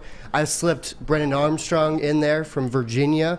I really liked what he had with them last year. Dylan Gabriel, he's now transferred over to Oklahoma. I think he's got a lot of potential with that offense as well. And then Devin Leary, NC State, I think he's a good quarterback as well. He carried their team. They're a team that could sneak into the ACC championship this year. So there's 2 things on here that I wouldn't say concern me, but there's 2 things my 2 takeaways from this. Okay. Spencer Rattler not on here. See, I knew you were going to say that. Why would you put him on the list? I wouldn't. I'm shocked you didn't. Why would I think him transferring? Again, I don't think he's a scrub. He's a good college football but quarterback. I don't think he's a top 10 QB right now. I don't think he is right now as well. Right. So I'm actually glad he's not on there. I was surprised more than anything that you didn't have him there. And secondly, there's only one Big Ten quarterback. I mean, if you're going to put it would be O'Connell. Like, we went through our top 5. It's going to be O'Connell, but I would have him just outside the top 10. I don't think that... And he just misses quarterbacks at I put him 11, at like 12 that 13. you would have put in. I put him at like 13-ish. Who else? Who else was just on the outside looking in? I like KJ Jefferson with Arkansas. Like, I think he's a good runner. I would put him at like 12-ish. You got Levis as well. He's got a lot of potential. See, that's the one. That's kind of where I was hinting at. Levis and Cam Rising out of Utah. Right. Those were the 2. Levis, I think, should be in the top 10. Kadon Slavis. Tricky would you situation. put him there, though? Especially with talent-wise, he is, I would argue. A top 10 But he's right not now? going to play this year. Right. So... Well, I mean, he's over at Pitt now, so... Yeah. But, like... I mean, he's not... Well, Pitt lost... I don't know. See, I wouldn't. That's why I thought all these scenarios last night, but I just wouldn't put them in. It's so hard. I think Leary carried NC State last year, and Gabriel's got a lot of potential. Quinn Ewers has potential to get in there at the top 10 if he balls out at Texas with the weapons he's got around him as well. It's really hard. I'm not gonna lie. Like, top 10 QBs in college football, there's a lot outside the top 3 that you could just mess around and what do throw we around. do with Quinn Ewers? I mean, I don't care about the list. Mm-hmm. One of the highest rated quarterbacks coming out of high school ever. Right. And I think number 2. Yeah. Commits to Ohio State. I think he's only behind Lawrence. Yeah, something like that. I think it's only Trevor Lawrence he's behind like that, on, based on those ratings. They have a dynamic running back. They have speed on the outside. They got some good wide receivers, too. Texas this year, and I know Brent Venable took over for Oklahoma, but if I'm a Texas fan, guys, we got to play ball now. It's time to hook 'em horns and win. I'm just saying, it's time to win some goddamn games. No, it is. And you have the talent. You have arguably the best back in the country. Oh, yeah, for sure. I think Bijan's going to win Doak. Heisman. Possibly, yeah. Again, in Oklahoma, your schedule this year, or Oklahoma, Texas, your schedule this year, kind of friendly. You have an early national spotlight game. Yeah. Like, you talk about winning a Heisman, being a contender. Texas has the roadmap to be one of those 3 to 4 teams that you think about every year that nobody wants, or not wants, but nobody really considers college football playoff threats, that they could totally make it. Big 12's wide open. It's wide open this year. Who knows? Oklahoma honestly. State, Yeah. Oklahoma, Baylor. Who? Like Texas. If there was ever a year to win 11 games in the regular season, this was the year, and you probably get in. I'm just saying. But probably is a big word for Texas and their fans. Obviously, they know it. ESPN just released their top 25 rankings, and they had Texas at 7. I was going through the comments of just Texas fans being like, do not rate us this high. We always choke. So it's just about getting that done for Texas. And I think Quinn Ewers has a lot of potential. Well, look, they open up against L.A. Monroe. Yeah. They're home to Alabama, which they probably lose. But yeah, I think they if lose. Beydoun has a good game, Ewers plays well enough, let's say they lose by 10 points. Right. If I'm on the college football playoff committee and they run the table after, they get in 100%. Yeah, for sure. Yeah. They barely lose to Bama. They're home to TCU. They're home to Baylor. Their tough games this year are going to be on the road to Oklahoma and Oklahoma State. And again, if you win those 2 games, guys, we're talking about a college football playoff schedule. Easily. For sure. Easily. Yeah, Big 12 is open this year. It's open as hell. And if I'm Texas, I have all the talent. And when is that oil money and Sarkeesian, when are you going to translate it to wins? It's definitely showing with the recruiting right now. Oh, they're winning in the recruiting, but when are you going to win football games? When are you going to coach better? Right. That would be my question for Texas. I like Sarkeesian. I think he's a really good coach that has a lot of potential. I mean, the guys that he's getting right now in the transfer portal, he went out there and got everyone. They were very active. They got Quinn Ewers. They got their quarterback. I think that's a big thing as well. Like you said, I really don't know who's going to win the Big 12. At the moment, I would say Oklahoma, just because of Texas, their tendency to just choke in general. But they have a really good team. Both those teams have really good teams. I didn't think Baylor was going to win it last year. Who knows, honestly. A very important question from Mike G in the chat. Where's Cade McNamara on this list? I can take care of it. I spoke to Owen before the show. We did agree. Out of the 131 qualified FBS schools, Cade McNamara would fall at 131 on that list. So I just wanted to clear that up. Yeah, I don't know if he's cracking top 100. It's tough. God. Is it a neutral site for Texas and Bama? I thought it was in Austin. No, it probably is a neutral site. Is it neutral? I will look it up. Interesting. It probably is neutral, well, obviously actually. Red River Alabama would never schedule an out-of-conference game like that on the road. Yeah. Knowing they're Nick going to be in the Saban. SEC, too. I mean... Texas is joining the SEC and Oklahoma, right? Yeah. God, man, there's so much going on in college football. I'm so excited. I'm excited. I can't wait for these matchups every single week. I think it's awesome. Stick around. It is in Austin, Texas. Awesome. So, it is in Austin? Yeah. Not neutral. No, Austin, Texas. I love it. I knew it. Let's So, go. Hook 'em, baby. Hook 'em horns. Whatever. Here. That's all you Texas fans. All right. Stick around because Gonzaga, Michigan State to play on the I'm excited for USS that, Abraham too. Lincoln. I'm really excited. I do want to bring that up. But before we go, Maddie, could you tell everybody at home about our good friends over at Cintron?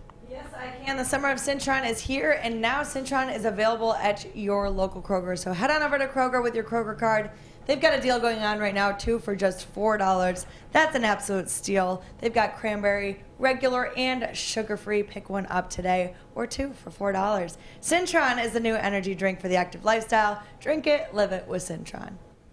It's a great day to get some Cintron in your life. Okay. There it is. Cintron, here we go. Gotta grab the cranberry. Oh, wait, it's 2 for $4. Gotta double up with the classic as well. Cintron World, baby. Cintron, available at select Krogers, and if you wanna know how, go to @CintronWorld.com. You get dope like me. You know what? Why wait?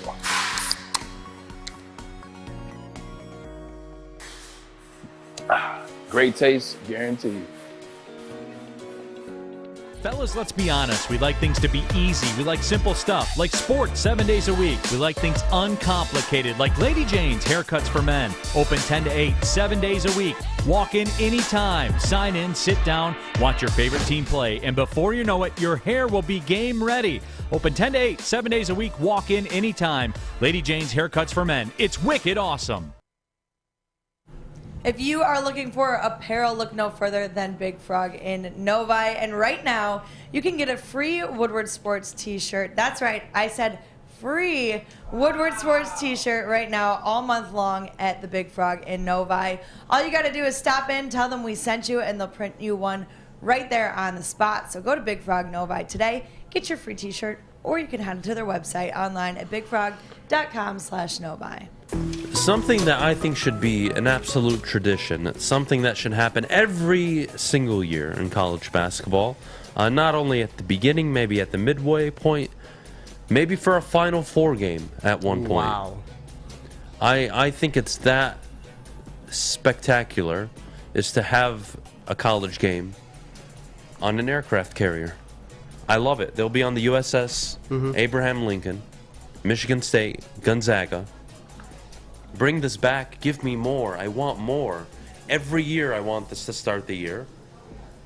And I would love, even though I know economically it doesn't make sense for college basketball because they sell out, obviously, the stadiums, all the economy that's boosted around. They probably won't do it. But boy, because you're not going to be able to sell out seats anyways on an aircraft carrier. That would be something. But I'll accept a few games played a year. It's Veterans Day too, and I think that's even what makes it more better at that, the fact that there's going to be just all veterans there, and just that atmosphere of being on an aircraft carrier. Obviously, the one thing in the past I know Michigan State had struggled with was the wind, because that was just you're out on the water and everything. That could be a factor. So you basically have to drive every time. You can't rely on threes because it's going to start hooking and everything. But that was. I know for a long time Tom's been trying to schedule this again, and he finally got it done. It's insane what he's doing. All these games he's got this team going against early in the season, non-conference. I love it. That's what Tom Izzo does. He gets your team ready. It's against Gonzaga too. He punishes you early, and you are rewarded late. That's the Tom Izzo model for the longest time. They open up with Kansas. They play Butler, UConn, Baylor, just to name a few. Or excuse me, I'm reading the wrong schedule. Nova's in there too. Yeah. Notre Dame, you gotta go to Notre Dame. Yeah, excuse me, 1 second. I don't know why my calendar's acting up. Well, it's not loading anymore. Yeah, all right, whatever. Tom likes to joke also as well, the fact that he's like, what idiot would schedule all these games and everything, but he's always got a purpose behind everything that he does. And I think he did it again. It's fantastic just for recruiting as well, just to see those kinds of games that you get to play in early. It's the best. It's awesome. That's a recruiting pitch. Yeah. It's a recruiting pitch 100%. I love the games. I really do. I mean, I would kill for a Michigan State game on an aircraft carrier. I would kill for a UNC Duke game on an aircraft carrier. I would kill for a Kansas North Carolina. Yeah, you could say Kansas, North Carolina. It doesn't matter. Kansas and anybody at that point. Hell, take them out of conference, bring in Gonzaga. I don't care. But I would love that. I think at 3 games over a 5-day schedule would be awesome. Like a tournament almost? Yeah, like a mini tournament on an aircraft carrier. I think that would be dope. What about like a park? Would you have like college basketball game, like almost backstreet kind of basketball? Like sort of vibe? What is that farm field for baseball? What is it called? Yeah, in Iowa. Field of Dreams. Yeah, the Field of Dreams. Yeah, Sort I'm of down like for that. for Everybody college goes and plays at Rucker Park. Yeah, something like that. Like, why not? You know, just go back to old school basketball and everything. I think there's so many cool things that you can do with like regular season basketball with those kind of matchups and where you play at. I think those make the games way more fun to go to and 100%. watch. Yeah, I'm all for it, man. I'm a big supporter of this. I do want to transition a little bit. We talked about recruiting. Mm-hmm. Where is Michigan State with Tom Izzo moving forward? I think they're in a good spot. Obviously, Tom does not like to use the transfer portal. You can tell because it was pretty obvious. A lot of people wanted a big going into this next season. We need one badly, and we're not going to get one because he's extremely loyal to his players. He's old school. That he's never going to change from that until it proves otherwise. Getting those guys out of high school, we got a few guys in 2023 that are coming in. Jeremy Fears, they're talking about him being the next Cassius Winston. He's that good. They're currently recruiting Booker. he's being looked at as well at Duke, so it's going to come down to really Michigan State and Duke when it's all said and done, but we're still a whiles away from getting his decision. But I think Tom Izzo is still a fantastic recruiter coming out of high school because he's loyal to his guys. He's also not a big proponent of NIL at the moment. There's guys trying to make that change and try to get Tom to adapt, but he's a very old school coach. He's not going to change from his that. Counterpart, Juwan Howard, is all over it. Correct. And his his co-worker in a different sport is dominating college football right now with it, and that's Mel Tucker. I find that concerning for Michigan State basketball. No, it definitely is. I mean, there's a lot of things you can think about, but are you really going to question a guy that's been to 8 Final Fours? That's everything. Every time I say that to someone, that's what they bring up. So Tom's done it before. He's shown with these teams that aren't the best that he can still get it done. I don't think they're going to be anything special this year. They're probably going to be middle of the pack for the Big Ten. And honestly, I don't know if they're going to make the tournament this year. 2018, 2019. That was their last Final Four. Yeah. It's not far. That's 4 seasons ago. Yeah, look, I do trust Tom. This is a guy since 2010 has made 4 Final Fours. I mean, we can wake up a little bit. You also have to include that COVID year, 1920. You have to think that they would have made a Final Four with that team. Yeah, what were they, 22-9? Something like that. I forget they exact, were good. But we had Cash, and he was awesome. It was a good team. Xavier Tillman as well. Yeah, it was a good all-around team. And, I mean, you can only think about what would have happened. The Michigan fans still think about that. So who knows? What's the state of Michigan State's recruiting in terms of basketball? Again, I'm not going to question the coach. He can coach, but we've seen Amani Bates slip. If Booker slips, are we just going to continue to rely on Tom Izzo being great as a coach, or when is he going to bring in the talent a program like Michigan State should be bringing in? I mean, it's a question if you're going to come to Michigan State with Tom Izzo not to earn as much NIL money. I don't know the exact figures. I know that football, you can make a lot more money than basketball at Michigan State, but I know there's programs that they want to institute with Tom, and he's being a little reluctant because it's not the basketball that he grew up with. So he's trying to stay in the past times, I guess would be the correct way to kind of say it. He's just really reluctant to change because he's old school. He's all about the players.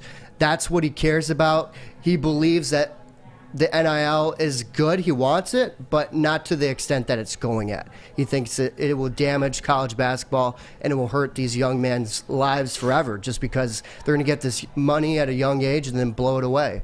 So that's what he's focused on. I think Michigan State can still contend with those big recruits. We're going to find out with Booker. It's a new day and age with sports for college basketball, college football. So I really don't know what Michigan State will do if they don't get Booker, because then you got to start looking at the portal. You got to start looking at the portal.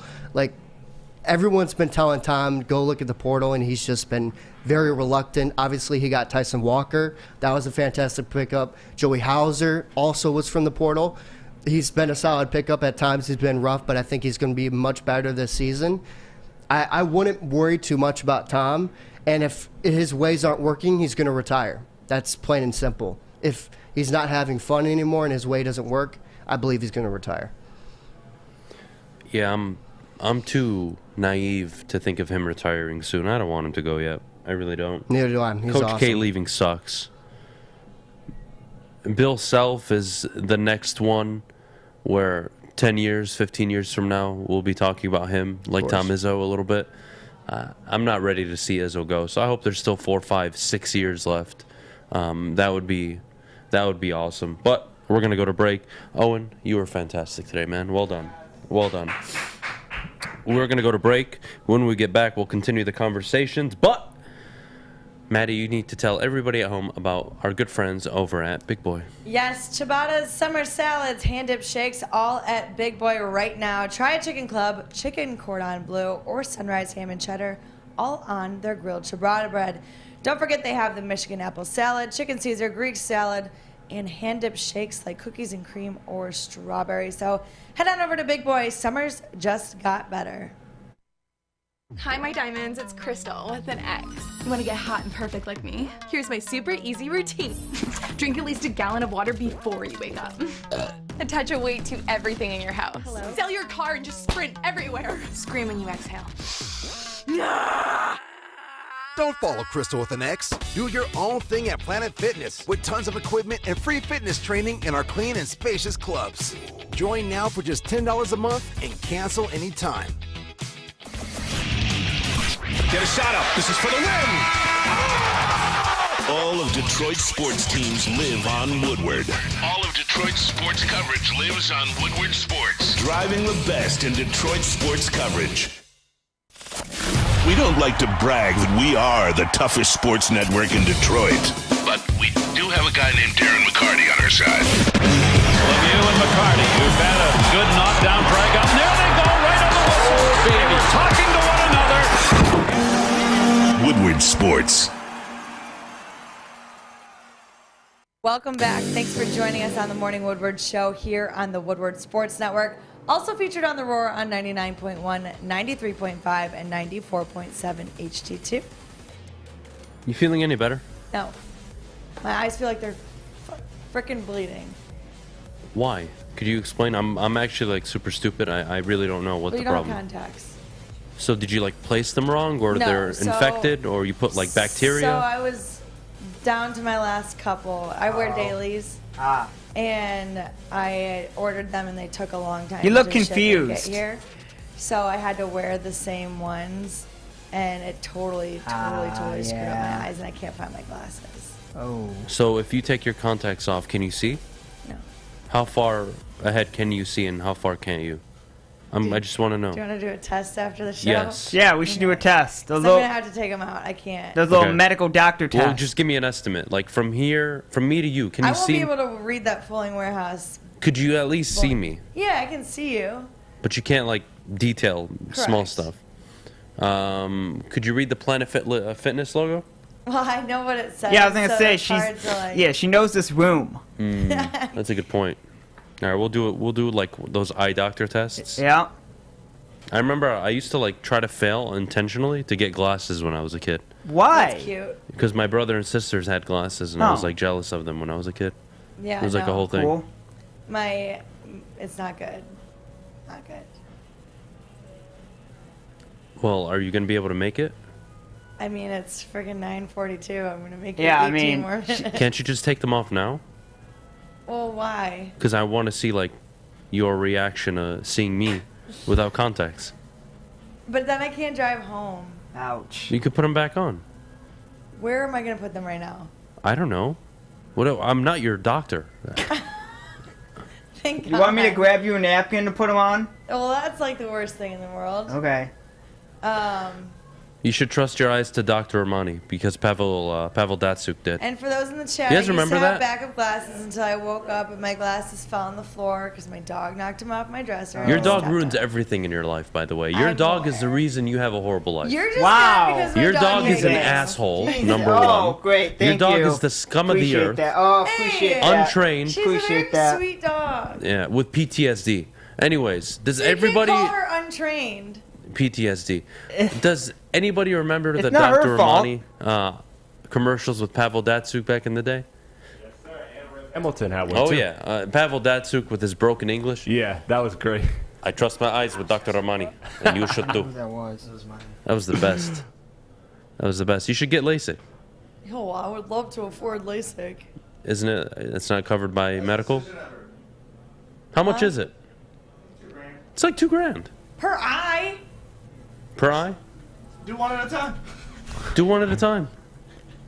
Cause that Pay him makes under sense. the table. I don't know. Yeah. Come on, figure your life out, Maddie. But help me. Yeah. I'll find a guy who can do 750. God bless. I don't want a botched eye job. I got a guy on 8 Mile that'll do it for free. Of course you do. Of course you I know do. you just like stab my eyes and take them out. You know everybody. Yeah, I'll pass. I'm glad I don't have that problem. That doesn't sound comfortable at all. No, I'm like, and I want to cry, but I can't cry because my eyes are so dry that it hurts. Oh, boy.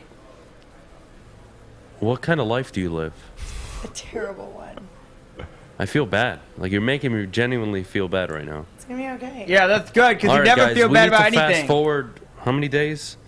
60 days to get to football season. Oh, God. So I can start betting again and making money so I can pay for Maddie's. Why don't you just... We're going to start a pay for Maddie's LASIK fund on the morning show. Why don't you every Friday, I'm going to place Friday. 5 significant bets starting in the NFL season.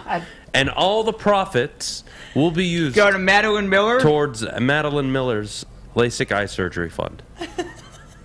So, I'm going to be on my game this year. We made money last year with Stafford. Yep. We'll see who we're going to write out this year. But we're going to make it work. By November, I'm going to pay for your LASIK eye surgery. Deal? That's You're the goal. not paying for my surgery. 100% I am. Because I'm not dealing with you. Well, I can't see. And if I can't see, I can't talk. I'm just not going to deal with that every morning. So, yes, I am going to do it. Why wait 60 days when you can wait 10 hours? I never said that either. Don't lie. I never No, said that you're if I can't one- see, I can't talk. You're a horrible liar, number one. Number two. I am a Hey. terrible liar. I don't lie. Why would I do that? She did a great job on the Sam Flannel lie, though. Top notch quality. Flannel what? Oh, When we did the flannel thing. Yeah. I got everybody convinced in here that we actually fired him. Yeah, it was. Oh, when yeah, you she leave did. it. Almost started crying. Oh, yeah. We scared the hell out of half the office. Yep. I forgot what happened again. He said it. You Go ahead. can go for it. Go ahead, Fish. I can't talk if I can't Go for it. It was one of his takes. I think it was the Ben Wallace one, wasn't it? Yeah, it was Ben Wallace and not a Hall of Famer fight me, and then he doubled down on it, tripled down on it, got everyone riled up. And then, we told him he was suspended for the day. Yeah. But he really wasn't because he, needed the day off. Yeah. Yeah, well, you say so he was then we fired. told everybody that he was suspended indefinitely, and they Yeah. all panicked. Yeah. And was poor fun. guy's at home taking the day off. Oh, that's awesome. Hey, That was why fun. wait 60 days when you can wait 10 hours and bet on some CFL tonight? Fish? You can take the Alouettes. What the hell is or the CFL? Elks. Is that college? Canadian No. football. Canadian my football? my friend bet on the Dodgers last night when they were down 4 and they came back and won. Yeah, that's a smart That bet. was a good game. Bet on baseball. You know baseball. I don't bet on baseball. I don't win enough. I win at an extremely high rate in football. I stick what I'm good at. I'm not going to try to bet on things I'm not good at. Why don't you bet on golf? You're a golfer. Because golf Go for some live bets on golf. I'm betting You can on win an big money. individual. I bet on an individual and won in golf. So. That didn't count. No. It did What do count. you mean it didn't count? It doesn't count. How did it not count? It counts. You're just mad because you didn't do it. I don't even remember. What are we talking about? Which tournament? I think it was. I don't even know. I think it was the Canadian Open or something. Oh, from Hamilton, Ontario, Canada.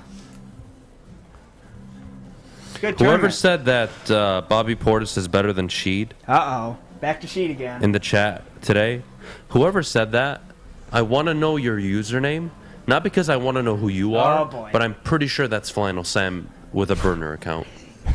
It can't be a real person. We'll get computer forensics on Like, it. there's no way you actually think Bobby Portis is better than Sheed. I mean, we have a person we work with that thinks Ben Wallace not a Hall of Famer, so not that far off. Oh, whatever. Whatever. We're going to go to break. When we get back, get your questions meal in the time. chat. We will answer them all when we get back. But before we go, I got to tell you about MyBookie. Bet from anywhere, anytime using MyBookie. It's where we will be making Maddie hopefully a lot of money to pay for her LASIK eye surgery this year. So if you haven't signed up already, sign up using code Woodward. Bet from anywhere, anytime using MyBookie. And as always, if you have a gambling problem, call 1-800-270-7117. It took exploring 50 different formulas and hosting countless taste tests, but we believe Gypsy Vodka is the smoothest vodka on the market. Don't believe us? Ask the owners. We're Mike and Adam Kazanowski with High Five Spirits Distillery. We're in close to about 1,200 locations throughout Michigan. We wanted to create a brand that was geared more towards freedom, love, adventure, and at the end of the day, we really wanted to tell a story that inspired other people to take risk, follow their dreams, whatever that might be. New to the game or a season better? OddsTrader.com has everything you need to make the right bet ahead of kickoff. Begin your handicapping journey with OddsTrader. Improve your edge by finding the best price on every game from sportsbooks in your backyard. Take advantage of the numerous sign-up bonus offers to pad your bankroll. Dive into key game statistics, player performance, and even account for the projected game day weather. Best of all, you can use the OddsTrader bet tracker to keep a log of your action. Welcome to OddsTrader, and best of luck. If you are in the market to enroll your child in a new school, look no further than the Academy of Warren. They've got a brand new state-of-the-art sports dome field house that has a regulation basketball court, volleyball court, and soccer field that can also be used for 7-on-7 football. Their K-8 features are small classrooms, futuristic media center, Stop bullying, you bum. and free breakfast and lunch, and so much more. Enroll today at academyofwarren.net. I think you should enroll. Futures. I can't read. I know you can't, and you can't talk. Oh, God. Stop Mailbag. bullying. Yo, Adam, where'd you get that Nike hat? Nike, where do you think? Nike.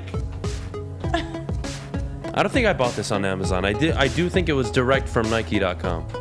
Nice. I'm pretty Even sure. if you did get it on Amazon, you can still get it on Nike. You could. Maddie, how about you take one of these? I'm having a conversation Oh with my a viewer. God. How about you take one of these? Shove it up your ass. You probably can't You even see what I'm too. sending you. Blind ass. I will hit you in the face. I'm not Shut up. blind right now. My eyes just hurt.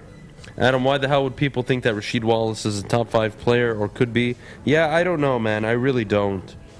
And that's like with all respect for Sheed. He was such a good player, but there's just levels to the game. There's a big difference between Rodney Stuckey and Allen Iverson. There's a big difference between Matthew Dellavedova and John Morant. There's levels to the game of basketball, guys. Can you make sense of Soto getting an All-Star nod? Gregory Soto or Juan Soto with the Nationals? Because Juan Soto, I don't know if Juan Soto was selected. I would assume it's but dude's got like Gregory. 19 dingers. If he hasn't, he should be. I would assume it's Gregory Soto they're talking Gregory Soto has the 4th most saves in the AL. about. Yeah. So that's why. I don't hate it. It's whatever. I don't think the Tigers deserve an all-star spot for any player, but I get it. I get it. Adam, please do an against the Tigers only parlay one of these days. What the hell does that even mean, though? That means you against only? Yeah, that means you bet all the teams against the Tigers, I assume. Can I bet like futures, where the next 5 games I parlay them all for the Tigers to lose? Yeah, that's probably what they're wondering. I've never done that, and I don't even know if you can do that. So I'm sure you can. You I'm can do curious. anything on betting. The Lions' hype is becoming a bit much. We're getting 7 wins. Relax, guys. Oh, Spades, boy. I think you're right about it. The number I think we all expect, 7 or 8 wins. Not according to Ryan Armani. Anyways, where would you rank Al Avila among every sports GM of all time? Right, Owen, it's a great question. I need to stand up because I need Oh, boy. flexibility here. You have your upper echelon of GMs, right? You have your very good GMs. You have the good ones, the average ones. You have the below average, the poor GMs, the awful GMs, the all-time bad GMs. You have 750 billion miles of fucking shit. And then there's Matt Millen and Al Avila side by side. That's what you have. That's where they rank all time. All right, what else do we have in the chat?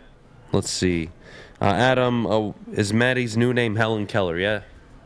I love that. Helen Keller was deaf or blind? Blind, right? Or Both, blind I and think. deaf? She was blind. Both? I remember reading. What was the big deal about Helen Keller? I don't remember. I didn't pay attention in school, so I'm very sorry right We now. could teach Maddie You're Braille. the history guy. What the? I paid attention to the war stuff in history class. I didn't pay attention to anything else. Oh. Well, you Well, can't call what's me a Helen nickname. Keller's deal? Well, Why do we you read can't her call all the me- time? No. You can't call me a What was nickname it, that you sign don't know language? anything about. That's true. It Yeah, was- you can't. It was Braille, like that stuff where you like kind of. I believe it's the stuff where you kind of like you She used feel. to like grab people's faces so that she could know what they were saying. Wow. Really? Yeah. I thought she like invented sign language. Sounds like it was invented like I swear to God, I millions don't of years remember ago. who the fuck Helen Keller was. Stop I just swearing. don't. Sorry, guys, I didn't pay attention. I didn't. It sounds like you I don't didn't pay attention ever. in school. I barely got out of high school, so sorry. You didn't pay attention at school. You don't pay attention here. I'm gonna die. Helen Keller. I can't believe it. Who would be a better GM, Helen Keller or Al Avila? I mean, that's Helen an easy Keller. one. I think Helen Keller would dominate. Easy. Oh my god. I think she would dominate. God, do the Helen Keller. Oh my God.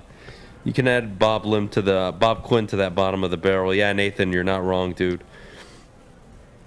Oh God, Adam, how do you feel about the new images from JWST? Hopefully, we'll see aliens soon, dude. I loved the pictures that came out of the web space. That is from NASA and across the board. I have a deep love for astronomy. It's like one of my many passions that I wish my life could somehow revolve around, but it just can't. I took astronomy in college. That's good for you. I think we had everybody a class did. at 10 p.m. on Wednesday nights, and we'd go on the hell roof yeah. and look at telescopes and stuff. Whenever I'm like down Good on stuff. myself, or like I'm questioning like what I'm doing, All or, the time? like, Isn't that all the no, time? Whenever I need like Every a little second of like every day of my perspective. life. No, whenever I need perspective in life. Which is like right now. Fish, shut the fuck up. Holy hell. Whenever I need perspective, I just think of like the universe and how insanely unlikely that we actually exist and like the probability of it. You know, What did you eat for breakfast? Nothing. Some edibles? No, I'm just saying. No, I'm serious. Look, it was a question, all right? I'm answering it honestly. I'm big into astronomy. I think you can learn a lot from just studying the cosmos a bit. It's like super humbling. You realize just how nothing you are. What do we move at? 18 miles a second? And we don't feel it? Gravity? I mean, guys, anyways, whatever. We're not going to get into this right now. We're not going to get into this. What other questions do we have in the chat? She was the first person who was deaf and blind to write a book. Oh, okay. Yeah, I don't know. I really don't remember anything about Helen Keller, so I'm probably a horrible student, and all my teachers are probably really disappointed. Who would have been a better GM? We're not going to acknowledge that one. Let's see. Greatest running back of all time, Bob, it's Barry Sanders, and I don't think that's close. Nope. I don't think Jim Brown is close. Emmitt Smith, LT. I don't think anybody is close. Eric Dickerson, OJ. I don't care who you bring up. Barry was one of a kind. He was the most dynamic, the most explosive, the most creative, the ultimate highlight reel, and he averaged well over 1,500 yards a season. Nobody else is even near that number. Think about that. Average. Not he played 20 years and 1,500 this year and 900 the other. Every year, minimum 1,000. And over a 10-year period, he averaged over 1,500 yards a season. Sorry, guys. It's Barry Sanders. Not even close. There was a 1 in 400 trillion chance that we were born. God, well, that sounds so familiar, Broder. I've heard that before from someone. Probably your science teacher. Shut up, Fish. I told you mute your mic. You're not allowed to talk on the show. Fish, this question is for you, so you can unmute your mic. Well, shut the hell up and stop being a baby and unmute it. Fish, why are you rooting for the Red Wings? I thought you were a Maple Leafs fan. I was only a Maple Leafs fan for the playoffs because I felt something after Game 1. They let me down because they're the Leafs. How do you not? No, I'm a Red Wings guy. I like seeing the Canadian teams do well, and the Leafs are realistically the only good team. I'm gonna go public Oilers today. could do well this year. Senators did some good stuff too, so it's good. Can we all say it's good for hockey if Canada wins a cup? No. Anyways. What do you mean nobody no? likes Canada. Moving on. Today I'm gonna start I'm gonna start the Helen Keller should be reincarnated and assigned or appointed as the Detroit Tigers GM over Al Avila. We're gonna start that today. That's going to be my tweet today. We're going to see how that's going to go over. Everybody Probably have a not great very rest well. of your day. It's Thursday. I'm going to go home and keep dying. Hopefully you all have a great rest of your day. Maddie, I hope you're blind.